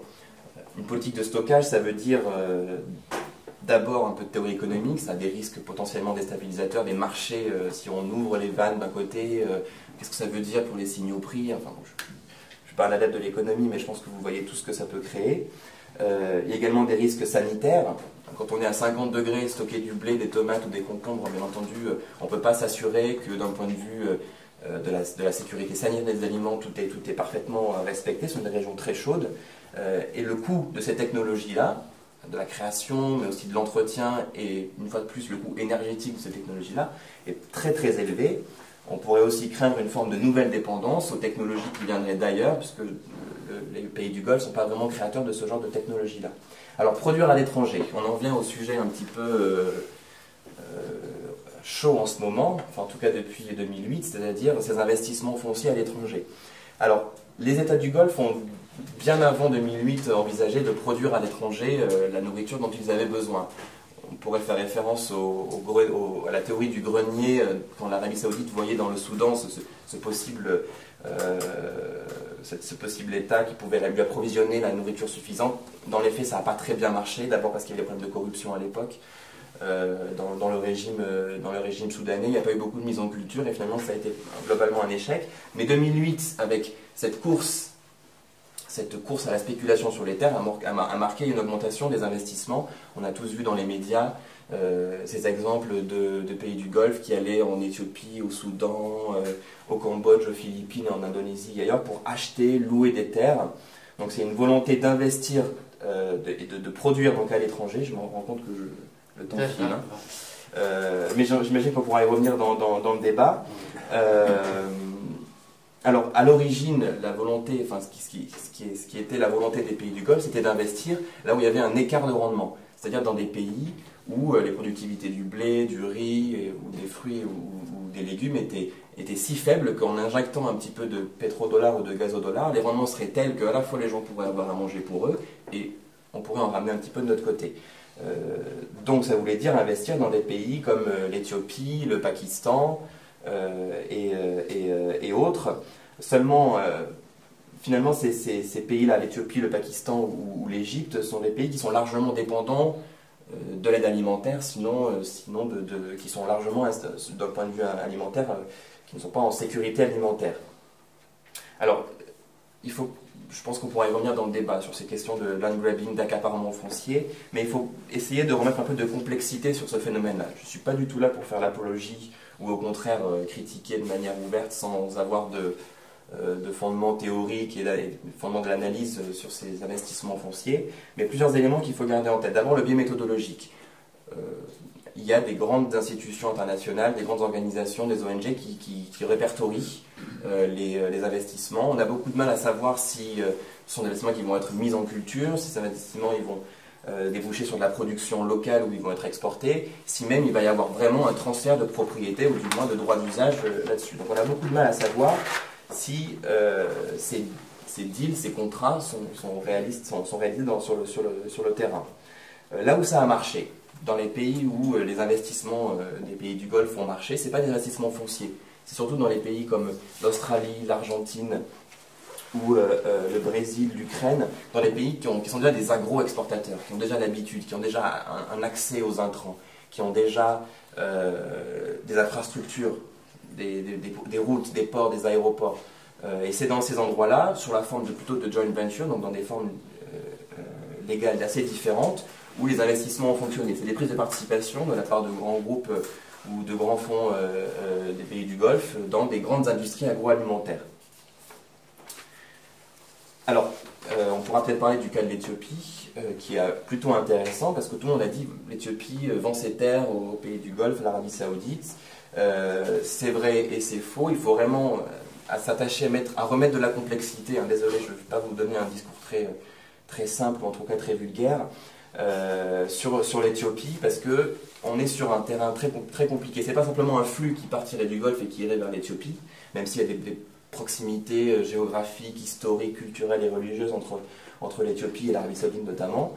Il faut y voir des trajectoires, des parcours individuels. Le cas éthiopien, majoritairement, c'est un homme qui s'appelle El-Hamoudi, qui est d'origine éthiopienne, d'origine yéménite, d'origine saoudienne, qui fait beaucoup d'investissements et qui a la sympathie du pouvoir politique et du parti en Éthiopie. On pourra en discuter pendant le débat. Deux éléments enfin sur ces questions de land grabbing, d'accaparement foncier. D'abord, le fait que les États du Golfe ou les compagnies du Golfe investissent dans les pays d'Afrique, d'Amérique latine ou d'Asie ne les protège pas en cas de rupture d'approvisionnement, rupture des marchés. Si on voit que les États veulent fermer leurs frontières et conserver la production, quel sera le pouvoir des États du Golfe de dire non, vous me laissez prendre mon sac de riz pour le ramener chez moi? Je ne suis pas sûr qu'on puisse y voir un abandon de la souveraineté totale. Ensuite, un problème de financement. On dit que les pays du Golfe sont très riches, mais le financement de ces investissements à l'étranger ne se fait que en tout cas pour la plupart, ne se fait que par le biais des banques. souvent des banques internationales, enfin des banques de financement, et elles n'étaient pas prêtes à prêter de l'argent dans un contexte de crise économique en 2008 à ces investissements fonciers-là qui sont apparemment aussi teintés d'une forte dose de spéculation. Il faut aussi rester vigilant, et là je crois que c'est très important de garder en tête les effets en termes de droits de l'homme et de sécurité alimentaire, d'accès aux ressources pour les populations. Il y a une réalité, il y a des investissements qui entraînent des processus de déplacement des populations, qui empêchent les gens d'avoir accès à leurs terres, des processus de déforestation en Éthiopie est particulièrement emblématique là-dessus, donc il faut aussi garder ça en tête. Alors comme je vous l'ai dit avant de conclure, l'alimentation, ce n'est pas uniquement produire plus, pour avoir plus, c'est aussi prendre en considération la demande et les modes de consommation.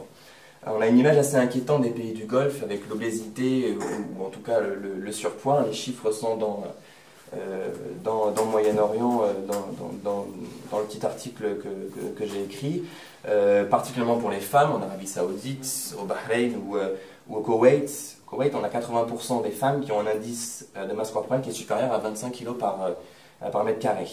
On est sur du surpoids, et à l'obésité, on en est à près d'une femme sur deux qui est obèse au Koweït. Pour les hommes, c'est un petit peu moindre, mais ça a aussi son importance. Et là, je vous parle seulement des populations nationales, pas des populations réfugiées. Donc il faut prendre en compte le fait que les modes de vie sont de plus en plus sédentaires, les gens font de moins en moins de sport. Il y a un enjeu en termes de santé publique, à savoir que le diabète monte en flèche dans les pays du Golfe. On a accès à une nourriture qui est qualitativement assez pauvre. Et sur ça, on rajoute également la population immigrée d'Asie du Sud-Est, qui a de plus en plus de difficultés à avoir accès à une alimentation en termes qualitatifs et quantitatifs suffisante. Des vrais enjeux là-dessus. Alors je vais essayer de conclure en étant bref. C'est pas moi, je sais pas qui c'est. Alors les conclusions qu'on peut tirer de tout ça, et j'en suis sûr que ça fera naître un petit peu de débat. Donc les opportunités pour l'autosuffisance dans les pays du Golfe, elles semblent se limiter. L'année dernière, j'étais là et je parlais d'à quel point le Qatar avait des ambitions pharaoniques d'atteindre 70% d'autosuffisance alimentaire. Depuis la création du plan QNFSP, donc le plan de sécurité alimentaire du Qatar, les ambitions ont été réduites. De 70%, on est plutôt aujourd'hui à 40% avec un maximum de 60%. Donc ces opportunités-là d'autosuffisance, elles sont particulièrement réduites en vertu du coût de l'énergie, du coût de l'eau, mais aussi de la force de travail. Vous l'avez bien dit à plusieurs reprises, qui travaillent dans ces fermes-là, ce ne sont pas les nationaux, ce sont une fois plus les pays, les immigrés d'Asie du Sud-Est. Si on regarde un petit peu l'état-major de ce plan de sécurité alimentaire, c'est des chasseurs de tête qui recrutent des Européens ou des Indiens pour imaginer des nouvelles formes d'agriculture dans les pays du Golfe. Donc les défis sont importants dans la mesure où les fermes qui sont déjà existantes dans les pays du Golfe, en particulier au Qatar, elles sont assez peu productives. Les gens qui habitent à Doha vont donc pour le week-end dans leur ferme, un peu plus dans l'arrière-pays, un peu plus au sud, mais c'est pour passer du temps, c'est une agriculture de loisirs. Ensuite, il y a des formes de tensions, des tensions politiques qui apparaissent, et le cas du Qatar est assez intéressant, je suis sûr que Karim pourra y revenir en parlant d'autres éléments, mais on a une forme de concurrence entre Hassad Food, qui est le véhicule d'investissement pour l'étranger du fonds souverain qatari, et le QNFSP, qui est le plan de sécurité alimentaire du Qatar. Donc vous avez ces deux organisations, ces deux institutions qui sont en concurrence pour alimenter, ou du moins satisfaire les besoins alimentaires. D'un côté, Hassad Food dit que l'autosuffisance du Qatar ne pourra pas uniquement être basée sur la production locale. De l'autre côté, on nous dit attention, produire à l'étranger, c'est risqué au niveau politique, sécuritaire, social et économique. Tout ça est bien entendu sous fond de changement politique à l'intérieur du Qatar, avec d'un côté donc UNFSP qui est le plan de sécurité alimentaire du Qatar, l'autosuffisance, qui est directement dans le giron du nouvel émir, et de l'autre côté Hassad Food, qui est jusqu'à présent, sauf si mes informations ne sont pas correctes, plutôt dirigé par l'ancien Premier ministre Hamad Ben Jassim. Donc on a une petite géopolitique interne qui prend aussi son sens sur le point de vue alimentaire et agricole. Alors je vais conclure extrêmement rapidement sur le poids des changements culturels, des populations étrangères qui sont présentes dans les pays du Golfe, dans la proportion varie. Donc il faut bien conserver en tête que ce sont les premiers concernés par ces questions de sécurité alimentaire. C'est aussi les premiers qu'on n'étudie pas. C'est aussi les premiers dont on ne va pas faire d'enquête sur les ménages, savoir combien d'argent ils dépensent pour voir leurs dépenses alimentaires, etc. C'est ces gens-là qu'il faut peut-être aussi aller questionner, qui n'ont pas un pouvoir d'achat très, très important, particulièrement au moment où l'inflation augmente. Ensuite, les prospectives. Les prospectives sont assez peu encourageantes sur le futur. D'abord, les pays du Golfe connaissent une croissance démographique, bien sûr qui varie selon les pays, mais qui est assez importante. La consommation de viande augmente. Une étude de la Banque mondiale qui dit qu'elle pourrait doubler d'ici 2030. Donc, plus de viande, ça veut dire plus d'élevage. Plus d'élevage, ça veut dire plus de nourriture pour les animaux. Est-ce que ça veut dire la produire localement ou à l'étranger? Ça, j'ai pas la réponse. Ça veut dire aussi que les prix vont augmenter. Et enfin, si on reste toujours sur la question de la viande, la zone MENA, donc vraiment Afrique du Nord, Moyen-Orient, sera à peu près en capacité, enfin, absorbera 50% du commerce de la volaille au niveau mondial. Et l'Arabie Saoudite sera le premier exportateur mondial d'ici 2020. Ça veut dire que les modes d'alimentation changent, on va consommer encore plus de viande, et il est vraiment important, et c'est peut-être ce sur quoi je vais pouvoir conclure, de voir la question de la sécurité alimentaire dans les pays du Golfe comme un tout systémique, en prenant vraiment en considération la question de la demande, c'est-à-dire que ce que vont manger les gens, et comment ils vont le manger, et où ils vont le manger, etc. Merci. Merci.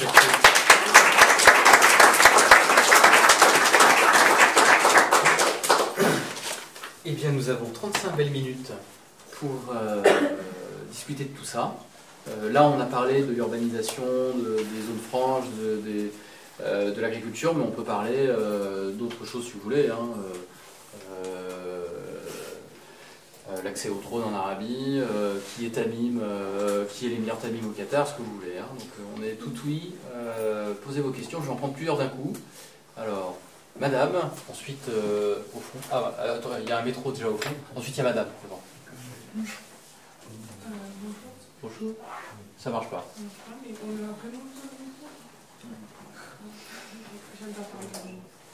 Allô? Ça Levez-vous et parlez fort et puis que ça ira bien. Bonjour. J'aurais une question qui est par rapport à l'Arabie Saoudite. Quand on regarde les frontières extérieures de l'Arabie Saoudite est en train de construire des frontières artificielles avec tous ses voisins. Donc je voudrais savoir, et la plupart des frontières, c'est l'Arabie elle-même qui les finance. Donc je voudrais savoir votre analyse par rapport à cette sanctuarisation de l'Arabie Saoudite. Oui, c'est ça. Formidable. Madame. Oui, une question sur Mascate et Oman, qui a eu un développement assez particulier, donc qui a évité toutes ces dépenses somptuaires avec des tours à n'en plus finir, etc., dans le style beaucoup plus Dubaï et autres. Et à ma connaissance, le sultan Qaboos, qui est effectivement sûrement l'un des plus beaux hommes du Moyen-Orient, je confirme, en tout cas il l'était. Le sultan Qaboos, de ma connaissance, était entouré d'un conseil restreint et composé de Britanniques avant tout. Et je voulais savoir si ce conseil de Britanniques existait toujours et qui a permis justement ce développement extrêmement programmé, intelligent et bien fait. Tu connais toi J'ai quelques éléments. Ok. D'autres questions? Monsieur? Moi, j'ai été très intéressé par l'aspect volume pour la nourriture dans les différents pays du Golfe. Je crois qu'il faut distinguer les pays à forte population et à faible population. Moi, j'ai eu l'avantage de vivre à Dubaï. Je peux vous dire qu'on achète le bœuf australien et le mouton néo-zélandais à moitié du prix français aujourd'hui. Vous parlez au restaurant ou au... Non, au supermarché. Au supermarché. Ouais, dans les souks. Et que tous les produits, tous les agrumes, etc. viennent de Jordanie et d'Israël. Parce qu'ils passent d'Israël en Jordanie, ils sont revendus ensuite à Abu Dhabi et à Dubaï. Donc, je n'avais pas perçu qu'il y avait un aspect volume global. Ceci dit, dans ce volume global, il faut, c'est ce que vous avez dit, il faut voir qu'effectivement, les pays à forte population, il y a d'énormes subventions déjà pour l'éducation, la médecine, etc. Et ils n'ont pas l'argent, effectivement, pour, même s'ils ont fait ces grands développements de blé, d'orge, etc., ça coûte extrêmement cher parce qu'il n'y a pas de nappe phréatique très importante et il faut tout dessaler. Alors bon, les usines de dessalement sont couplées avec les usines d'électricité, mais enfin ça coûte une fortune. Hein. Et puis j'avais une autre remarque sur l'aspect production de pétrole. La dame qui a fait l'exposé avant a dit que tout était managé par les compagnies étrangères. Alors il n'y a plus rien qui est managé par les compagnies étrangères. Non, pour une raison bien simple, c'est qu'il y a l'OPEP et qu'ils sont tous à l'OPEP. Si demain, à Abu Dhabi, qui a une capacité de 3,3 millions barils jour, l'OPEP décide, et Abu Dhabi adhère, de descendre à 1 million, ils descendent à 1 million et les compagnies étrangères n'ont rien à dire. Tout le management est quand même local. Je vais juste corriger, Elisabeth n'a jamais dit ça. Non, si, elle a pense dit que c'est une la- mauvaise Non, interprétation. jusque dans les années 70. Hein. On parle des années 70, aujourd'hui. Dans les années 60. Déjà dans les années 70, c'était plus comme ça, puisqu'on a été nationalisé à 60%. Et Très bien. petite remarque, je ferai deux petites remarques. Le sultan Qaboos, j'ai entendu dans la presse française qu'il serait bien qu'il y ait un président gay en France. Eh bien écoutez, là-bas, il est gay, il est célibataire, et en plus il est musulman. Et surtout, il n'a pas assuré de relève du tout. Si, parce qu'il S'il a disparaît assuré, demain, il a son s'il neveu, disparaît on ne sait demain, pas c'est- Il a laissé une lettre. Il a On ne laissé sait un... pas comment est assurée la relève, et il a C'est, formé ou un neveu ou un cousin, Voilà, et il le révélera à la guerre mondiale. Voilà, quand il mourra, on saura qui... Voilà. D'autres questions? Moi j'ai une question. Alors, Pour on va, Mathieu. je vais te laisser poser Oui. une question et répondre à la première question sur les frontières saoudiennes. Ok. Et puis, surtout, si tu as un commentaire à répondre sur le pétrole. éventuellement. Bon, on va essayer. Ouais, pour toi, Mathieu. Mais c'était par rapport à la privatisation de l'alimentaire dans les pays du Golfe et la place des multinationales et, comme Nestlé ou McDonald's, etc. Cette culture du fast-food qu'il y a dans les pays du Golfe. Et voilà, est-ce que finalement cette influence des multinationales n'est pas en concurrence avec les États? Est-ce qu'il n'y a pas une compétition entre les deux? Est-ce que ça pose des problèmes d'intérêt, etc. Alors pour les frontières artificielles de l'Arabie, j'imagine que vous parlez celle du Yémen, qui ne sont pas encore tracées, ou celle avec, par exemple, le Qatar ou les Émirats Arabes Unis, où c'est encore un peu tendu. Oui, oui. C'est vrai que l'Arabie Saoudite, lors de ces 3 expansions, au 18e, 19e et puis 20e siècle, ont toujours eu on va dire, une volonté d'englober également tous ces petits États qu'il y a le long du Golfe Persique. D'ailleurs, à Sharjah, donc aux Émirats Arabes Unis, ça prend vraiment une dimension très significative, puisque on va dire la mairie de Sharjah reçoit régulièrement des investissements saoudiens. Donc c'est vrai que il y a un expansionnisme saoudien, enfin toute proportion gardée évidemment, de ces frontières. Avec le Yémen, par exemple, ils ont des arguments par rapport au terrorisme qui leur permettent de vraiment tracer une frontière. D'ailleurs, il y a encore 20 ans, si on ouvrait un dictionnaire en Arabie, on voyait que la frontière avec le Yémen n'était pas dessinée. Or aujourd'hui, elle commence à se dessiner, mais c'est vrai que c'est un dessin fait surtout par les Saoudiens, les Yéménites n'ayant pas vraiment le moyen de répondre. Après, pour la question du pétrole, on ne va pas revenir sur l'histoire du pétrole et de l'OPEP, etc. Mais par rapport aux indépendances des États du Golfe et la nationalisation, je n'ai pas dit que les compagnies pétrolières détenaient tout le pétrole aujourd'hui. Enfin, on peut s'en douter quand même qu'elles ont un droit de regard. Mais bon, effectivement, l'OPEP a de grands pouvoirs, et on l'a vu lors des chocs pétroliers. D'ailleurs, c'est grâce à ça, à partir de ce moment-là, que les États du Golfe sont devenus des États rentiers. Voilà. Tu veux répondre sur l'agriculture? Oui. C'est sur le volume. Et la fast-food. D'abord sur la question des prix, c'est vrai qu'ils sont beaucoup moindres que ce qu'on peut avoir dans les pays d'Europe ou aux États-Unis. D'abord parce qu'ils sont subventionnés. Il y a une forte subvention du gouvernement, enfin des monarchies sur les produits alimentaires. Et ensuite, certainement qu'il y a des enjeux de taxation qui doivent être moindres. Là, je n'ai pas forcément les données. Mais ça me permet aussi de parler rapidement d'un élément que je n'ai pas pu citer, et qui fait écho à la présentation d'Elisabeth sur ces zones franches qui s'installent souvent sur les côtes. Il y a une forte concurrence sur la terre, très peu de terres arables dans les pays du Golfe. Le peu qu'il y en a sont souvent sur les zones côtières. Et sur ces zones côtières-là, il y a ces grands projets d'investissement immobilier et autres qui ont un vrai impact sur les milieux naturels, les écosystèmes, en particulier c'est un vrai enjeu sur la pisciculture, sur le poisson et la pêche. Une grande partie de la sécurité alimentaire, en tout cas surtout d'un point de vue nutritionnel des pays du Golfe, a été liée à la consommation de poissons. Aujourd'hui, avec l'artificialisation des côtes et la pollution à grande échelle des littoraux, il y a un vrai défi d'accès à la nourriture enfin, qui vient de la mer, aux produits de la mer. Alors sur la question des fast-foods, j'ai pas beaucoup d'informations là-dessus. Je me rappelle avoir vu, je pense que c'est dans ton article dans Moyen-Orient, il y a beaucoup d'ouverture, notamment dans les zones franches, de fast-food, de cafés, souvent européens. Je pense qu'il y a plein de questions. Alors là, je reprends un peu ma casquette de chercheur. Il y a plein de questions pour la recherche. Malheureusement, il faut toujours financer la recherche, c'est toujours un peu le problème. Mais il y aura plein de choses à voir sur l'industrie que ça génère. Parce que les fast-foods, c'est des produits transformés. Donc pour que ça soit transformé, il faut qu'il le soit sur place. C'est-à-dire, est-ce qu'il y a des usines de transformation? Est-ce qu'il y a du processing? Est-ce qu'il y a des... Enfin, toutes ces questions-là sont hyper intéressantes et devraient être... vraiment, on devrait pouvoir avoir un peu plus de temps pour y répondre. Parce que je ne suis pas sûr que ça vienne vraiment de l'étranger. Je pense qu'il doit forcément y avoir des industries transformatives. Mais ça veut dire qui y travaille.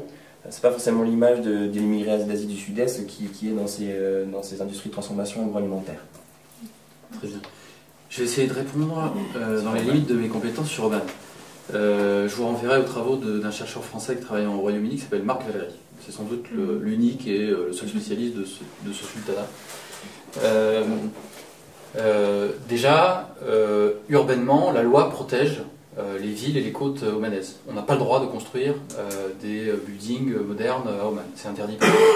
Ensuite, c'est vrai que depuis 1970 et l'inscription devant les Nations Unies de l'Oman comme État indépendant, il y a une forte influence des Britanniques auprès de la cour du sultan. Après, je ne connais pas très bien comment fonctionne ce conseil restreint. Le problème du sultan aujourd'hui, c'est qu'il fait face à une nouvelle génération politique citoyenne. Les Omanais ont montré en 2011 qu'avec un débat économique, le taux de chômage est très élevé et les salaires sont très bas.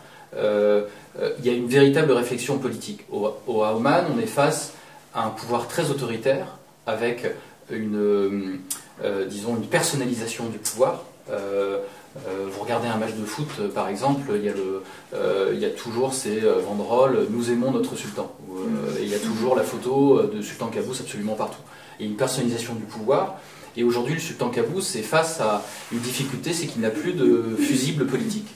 Souvenez-vous, quand il y a eu les manifestations à Sohar, il a pris une décision radicale, c'est qu'il a coupé des têtes. Il a renvoyé le ministère de l'économie, le ministre de l'industrie et le ministre du Palais Royal, qui étaient un petit peu les têtes que le peuple et les intellectuels voulaient. Maintenant, il n'a plus de fusil politique. Il se retrouve vraiment face à une équation politique très délicate, dans une situation, encore une fois, sociale très difficile. Si on en revient à Mascate, certes, c'est très protégé, c'est très beau, mais l'extension urbaine existe et une inflation des loyers très importante. Les loyers, ou même à la vente, ça a explosé dans les années 2000 pour différentes raisons. Et donc, ces différents facteurs font que beaucoup d'intellectuels, ce qui n'arrivait pas il y a 20 ans, remettent en question la propre position du sultan. Alors, Qaboos, es-tu capable de gouverner? Ça, c'est une question nouvelle à Oman. Voilà, j'essaie de répondre très simplement.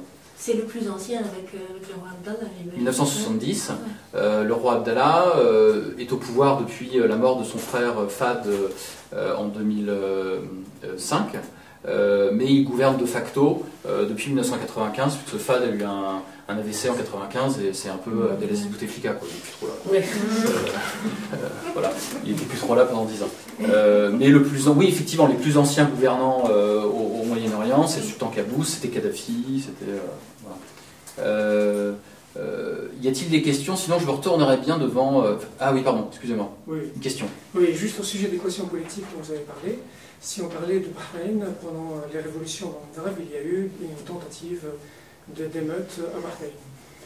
Pendant ce temps, des pays du Golfe ont envoyé des chars et l'armée pour soutenir le régime de Bahreïn. Au même moment où ils envoyaient les mêmes armées pour soutenir les révolutions dans d'autres pays et actuellement en Syrie.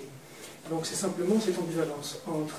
En même temps, d'ailleurs, un officiel américain a dit que Bahreïn est devenu une pièce maîtresse, que si le régime tombait, ça ferait une sorte d'un jeu de domino sur toutes les monarchies du Golfe. Donc finalement, c'est comme si les monarchies du Golfe devenaient en dehors de l'échiquier politique mondial, tout en restant au centre de l'échiquier quand il s'agit de tractation politique, quand il s'agit de soutien à certains mouvements révolutionnaires. Donc c'est cette ambivalence qui est un peu intrigante. Alors on va faire attention aux termes. Si le CCG, donc l'Arabie, a envoyé des soldats à Bahreïn, ils n'ont pas envoyé officiellement, que je sache, en Tunisie. Ils n'ont pas envoyé d'hommes armés en Tunisie. Non, en Libye. Hein, en Libye, c'est le Qatar. il faut faire attention. Et aujourd'hui, l'Arabie Saoudite, loin dans l'idée du roi Abdallah de soutenir des soulèvements populaires. Donc il faut faire très attention.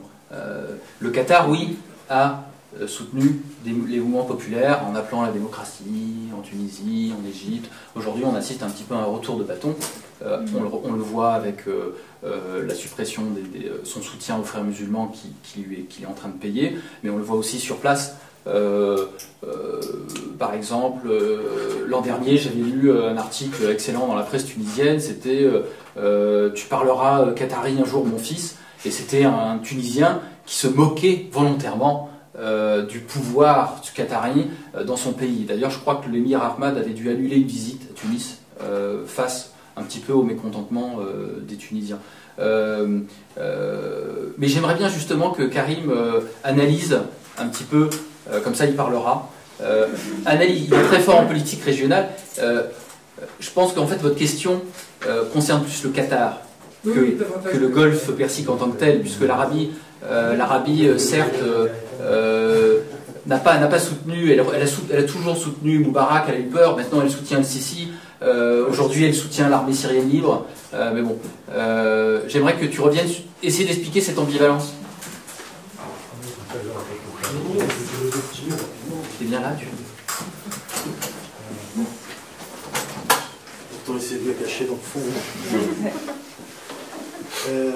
Bonjour, et puis oui, alors donc très intéressant toutes ces interventions. J'étais ravi en plus d'entendre des interventions techniques, parce que la question des pays du Golfe, souvent on aborde sous un angle très fantasmatique, et surtout on l'a vu avec le Qatar en France.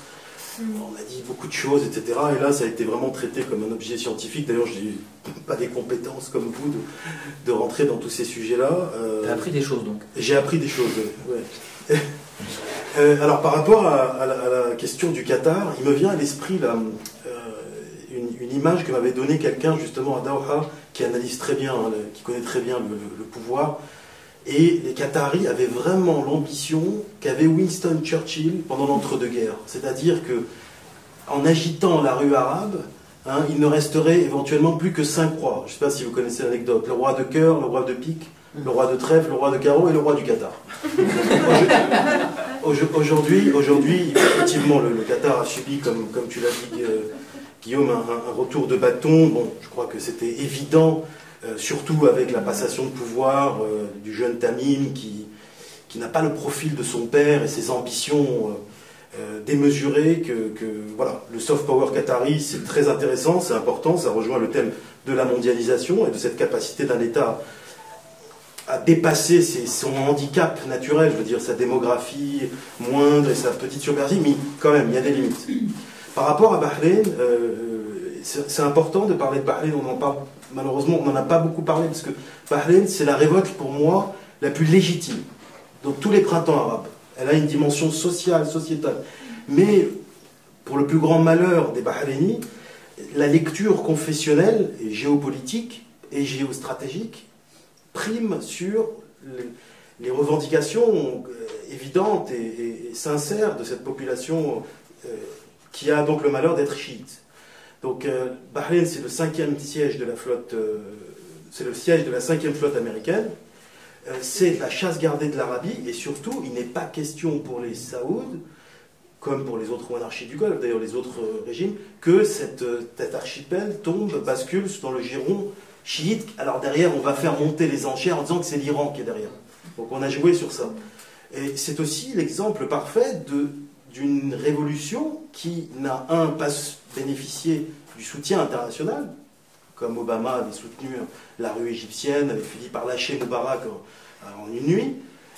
Et c'est aussi l'exemple d'une révolution qui n'a pas bénéficié de cette arme de subversion massive qu'a été Al Jazeera, qui donc s'est lâché sur les autres régimes. Donc aujourd'hui, on se retrouve face à un problème parce que la révolte couve. Il y a un vrai problème. Voilà, donc voilà ce qu'on peut dire aujourd'hui sur Bahreïn. C'est une situation difficile. Mais c'est là l'exemple, si vous voulez retenir cette idée des enjeux géostratégiques primant sur la dimension sociale, la dimension... moi, j'avais juste un petit point à rajouter pour continuer un peu toutes ces questions-là par rapport à l'eau. Il se trouve que j'ai travaillé avec une entreprise française qui est spécialisée dans l'eau en Arabie Saoudite. Et il y a une dimension, je pense qu'il faut rappeler, c'est la dimension religieuse. L'eau, c'est la propriété d'Allah, et il est hors de question de la facturer. Donc, pour un pays, alors tu disais effectivement que l'Arabie Saoudite a fini par devenir un exportateur de produits agricoles. Certains ont iranisé en disant que c'est devenu un exportateur d'eau, tellement il a puisé dans ses réserves. Aujourd'hui, c'est le plus gros dessaleur au monde, 80% du dessalement. Donc, toutes les côtes saoudiennes sont remplies d'usines de dessalement, ce qui fait le bonheur de certaines entreprises. Et ce procédé, notamment de dessalement, c'est technique, mais ça coûte très cher. Donc un Saoudien, quand il arrose sa Ferrari, l'eau qu'il utilise, elle coûte très cher. En même temps, il y a toute la question de l'achat de la paix sociale. C'est-à-dire, est-ce qu'on va se permettre de commencer à faire facturer, notamment le gaz, les subventions au prix du gaz, les subventions au prix de l'eau, etc. Est-ce que le pays va commencer à franchir cette étape? Parce que c'est un non-sens économique, effectivement. Mais ça touche aussi au fameux contrat social qui est toujours de vigueur dans la plupart des pays du Golfe, c'est-à-dire voilà, l'achat de la paix sociale avec les pétrodollars en échange d'un silence et d'une non-participation à la vie politique. Sauf que ça crée effectivement un non-sens économique parce que l'eau coûte très cher en Arabie Saoudite. C'est incroyable, quoi.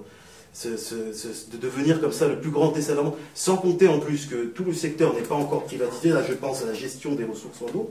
Ce qui a conduit à des inondations en 2009 à Jeddah. Il y a eu des inondations. Et quand on sait qu'il y a des gens qui sont morts dans les égouts, noyés, alors qu'on est dans le premier pays producteur de pétrole, ça fait poser des questions. Donc encore une fois, il y a un archaïsme au niveau de la gestion de ces ressources et aussi une volonté de ne pas franchir le pas et d'aller... rompre ce pacte qui a été instauré entre les familles régnantes et leur population. Je veux juste dire un petit mot. C'est sur ce contrat social et ce fait du prince, sur ce contrat qui lie les familles régnantes et sa population, on oublie tout ce qu'il y a autour, c'est-à-dire, en tout cas pour le Qatar notamment, les populations immigrées, qui eux sont pas, j'ai l'impression qu'ils ne sont pas au corps du contrat social, même s'ils n'ont pas encore les moyens de s'en défendre, c'est peut-être aussi là où il y a un potentiel de déstabilisation, sinon des régimes, mais en tout cas... Moi, je n'ai pas la même lecture sur la question des populations immigrées. D'abord, je ne connais pas tous les pays du Golfe très bien, je connais très bien le Qatar, l'Arabie Saoudite et les Émirats, enfin en tout cas Abu Dhabi, mais... je sais que ces populations-là, avec qui j'ai déjà discuté, d'abord, n'ont pas vocation à rester. Il y a un système de turnover qui a été instauré depuis un moment, parce que les élites, le pouvoir est bien conscient qu'on ne va pas non plus se retrouver avec des mutineries, etc., une conscience de classe, comme on dirait en Europe. Donc, il y a un système de turnover, et ces populations n'ont pas vocation à rester. Voilà. Les prendre en compte, je ne suis pas spécialiste, peut-être que ça peut être intéressant, mais moi pour l'instant, dans ma tête, ce ne sont pas des catégories de population que je prends en compte. Parce qu'ils n'ont pas vocation à rester. Deuxième chose, je ne sais pas si on a parlé de ce sujet, mais c'est vrai que on a un regard en Occident par rapport à un peu de pitié ou de peine ou de peut-être trop affectif sur cette question-là. Alors il paraît que si la Coupe du Monde a lieu au Qatar, je dis si parce que moi je pense qu'elle n'aura pas lieu au Qatar, mais si la Coupe du Monde a lieu au Qatar en 2022, elle coûtera 4000 morts. 4000 ouvriers qui seront morts. C'est le calcul, parce que au rythme où on en est aujourd'hui de types qui sont en train de mourir. Bon, après, voilà, ces gens-là sont pour beaucoup aussi heureux de venir travailler. Il y a beaucoup, moi, ceux que j'ai rencontrés, parce que je parle aussi de choses que je connais, que je vois, que voilà, rentrent, économisent de l'argent et vont se marier. Par exemple, surtout les Népalais. Voilà, donc peut-être ce logiciel occidental le retirer. Moi je pense, comme vous l'avez dit, hein, c'est un problème global et c'est le triste miroir de notre mondialisation mal faite. Voilà. Si je peux réagir à ça. J'avais même une question à ce sujet-là pour vous donner. En fait, oui, c'est tout à fait ce sur quoi j'allais dire, c'est qu'on se focalise, on critique énormément les pays du Golfe pour ça, mais il ne faut pas oublier que tout notre système économique est basé quand même sur l'exploitation d'une bonne partie du monde. Et je veux dire, tout ce qu'on porte aujourd'hui comme vêtements vient de Chine. Alors c'est pas parce qu'on ne le voit pas que ça n'existe pas. Bon, c'est peut-être italien, mais moi j'avais juste pour réagir à ça. Maintenant, c'est le Vietnam, le Bangladesh. Oui, parce qu'ils sont devenus. Non, les Chinois sont beaucoup trop chers. Les Chinois maintenant sont beaucoup trop chers. Moi, j'avais une question pour vous deux, justement. Alors, il y a les populations immigrées. Tu as parlé des zones franches et de la mondialisation qu'on utilise, mais justement, en contradiction, on maintient un système comme la kefala, qui est quand même un système anti-économie au possible. C'est un système. Pour faire du business, c'est quand même une barrière incroyable. C'est pas contradictoire, justement, avec les zones franches, être dans la mondialisation, construire des hubs, c'est pas contradictoire tout ça? Vas-y, monsieur. Moi j'ai l'impression que la politique dans les États du Golfe est très très difficilement changeable du jour au lendemain. C'est-à-dire que le système de Kefalat repose sur tellement de privilèges des familles et des tribus qui ont fait allégeance à la famille régnante que c'est difficile d'y toucher. Y toucher, ça veut dire remettre aussi en question cette forme de familles qui sont devenues rentières en fait.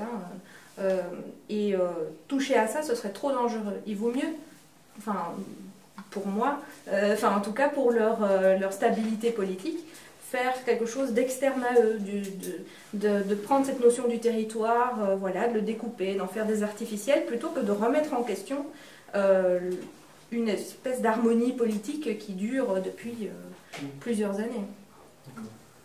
Je suis d'accord. Alors, une question, une deuxième, et ce sont, je pense, les dernières. Toi, une question pour le monsieur qui est spécialiste Arabie Saoudite. Excusez-moi, je suis Karim. spécialisée Arabie Saoudite. C'est normal, c'est normal. Je voudrais poser une question, c'est qu'on a très peu parlé des manifestations qui ont eu lieu en 2011 en Arabie Saoudite. On a appelé Arabia Silent Protest.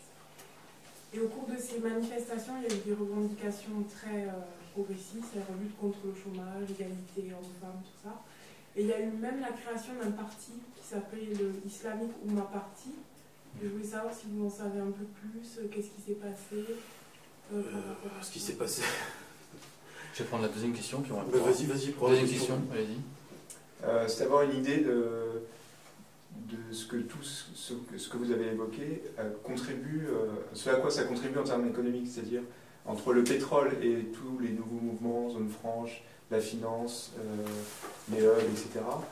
Qu'est-ce que ça représente aujourd'hui? Est-ce qu'on est en mesure de le dire? Est-ce que vous le savez? Entre la rente pétrolière et tous les nouveaux mouvements économiques en proportion. On commence par ça, comme ça tu continues ton...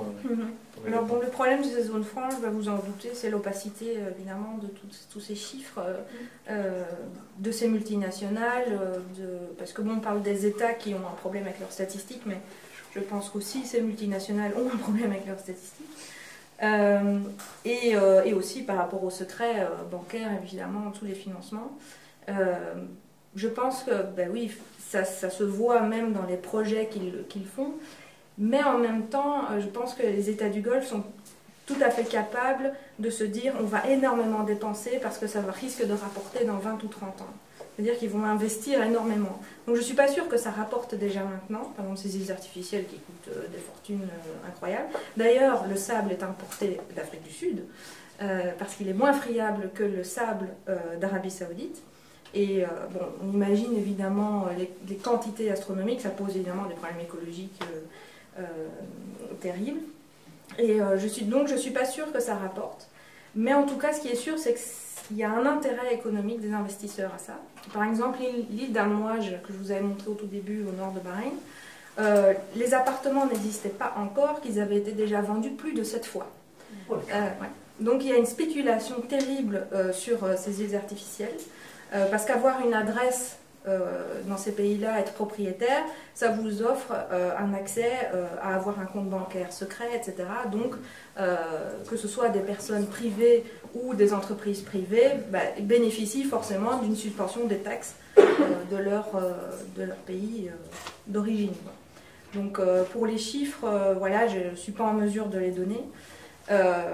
Mais je pense que s'ils investissent là-dedans, c'est que eh bien, ils comptent quand même que ça devienne the place to be, quoi, on va dire. D'ailleurs, Dubaï a récemment dit qu'il voulait être la première ville touristique du monde. Bon, on va essayer de dépasser Paris, ça va être difficile, mais en tout cas, ils ont des ambitions vraiment démesurées, ils y mettent les moyens. On termine sur l'Arabie. Sur l'Arabie Saoudite, et par rapport à la contestation, moi j'ai toujours pensé que l'Arabie Saoudite c'est un colosse au pied d'argile, et c'est surtout une population jeune. Vous avez peut-être parlé des chiffres. Je crois que, je ne veux pas dire de bêtises, mais 40% de la population saoudienne a moins de 25 ans, c'est ça. Donc, alors, sans parler d'un décalage énorme entre cette population jeune, connectée à Internet, et là, Internet, parce qu'aujourd'hui, si vous voulez quantifier ou essayer de comprendre un petit peu, prendre la température de la contestation en Arabie Saoudite, il ne faut pas être dans les services secrets, il faut aller sur Twitter. Twitter, vous avez tout sur Twitter. Et Twitter attire énormément la contestation. C'est là où on peut mesurer, parce qu'après, le système est verrouillé, vous savez, c'est étroitement contrôlé. Alors, il y a deux types de révoltes, enfin deux types de contestations. Une contestation sociale, hein, de la jeunesse, etc., qu'il y a eu des émeutes dans les universités, et parfois on a remis en cause le fait monarchique. Ça, c'était le des portraits de Mohammed Ben Naïf qui ont été brûlés, le ministre de l'Intérieur. Et ça, c'est quelque chose d'absolument inédit, parce que jusqu'à là, bon, on conteste, on proteste, etc., mais on ne remet pas en cause le roi, la figure du roi, en tout cas la monarchie. Évidemment, tout ça, ça a été étouffé, et puis... alors, il y a, sinon, une opposition islamique. Et le pouvoir a toujours tendance à se focaliser sur cette population islamique, notamment aussi chez les chiites, hein, dans la province orientale, pour légitimer une intervention. Mais en revanche, le vrai discours sociétal, celui de la réforme, de la participation... Bon, le roi Abdallah a fait beaucoup pour les femmes. Hein. Il faut aussi être très prudent... quand on analyse l'émancipation des femmes, etc., enfin, toutes ces questions sociétales, il ne faut pas s'attendre à ce que l'Arabie devienne d'un coup, je ne sais pas moi, la France ou les Pays-Bas. Voilà, il faut être... Le roi Abdallah, il faut lui reconnaître ça. Il a fait ça. Il était très, très attaché à sa sœur, et il lui avait juré... Et sa sœur était une féministe militante. Et il avait juré sur son lit de mort qu'il ferait beaucoup pour les femmes. C'est vraiment un combat personnel, hein, qui le touche. C'est pas juste une espèce de réforme comme ça, cosmétique, pour satisfaire l'Occident. C'est quelque chose qui lui tenait à cœur. Aujourd'hui, il faut voir ce que ses successeurs, parce qu'il il va abdiquer dans pas longtemps. Hein. S'il n'abdique pas, bon, il va partir, quoi, parce que... Donc il faut voir maintenant la relève, comment ses demi-frères, notamment du clan Soudaïli, qui est réputé plus radical, plus dur, est-ce qu'il va continuer? Parce qu'il a instauré la mixité dans les facs, dans certaines facs. Dans certaines facs. Donc c'est quelque chose de... Voilà, c'est des politiques de petits pas, mais qui méritent d'être soulignées. Maintenant, il faut savoir si ses successeurs continueront. Voilà.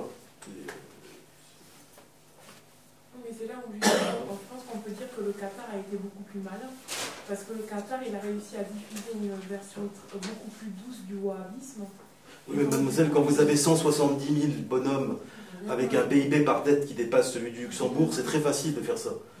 C'est de faire une charia soft, j'y crois pas à ces trucs-là, charia soft. Oui, si les Saoudiens avaient les mêmes facteurs, les mêmes cartes que Hamad avait, l'ex-émir du Qatar, il l'aurait fait. Hein, c'est pas pareil, on ne peut pas comparer le Qatar, hein, le micro-émirat et le Qatar, qui a vraiment, je vous dis, ils disent 200 000 autochtones, il n'y a même pas 200 000, il y a 170 000 à tout casser.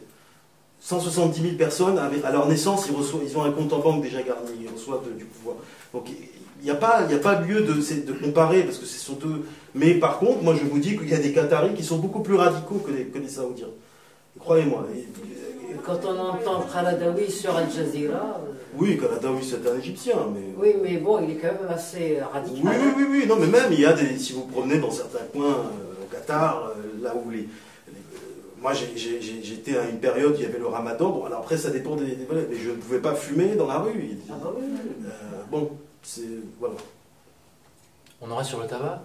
Allez.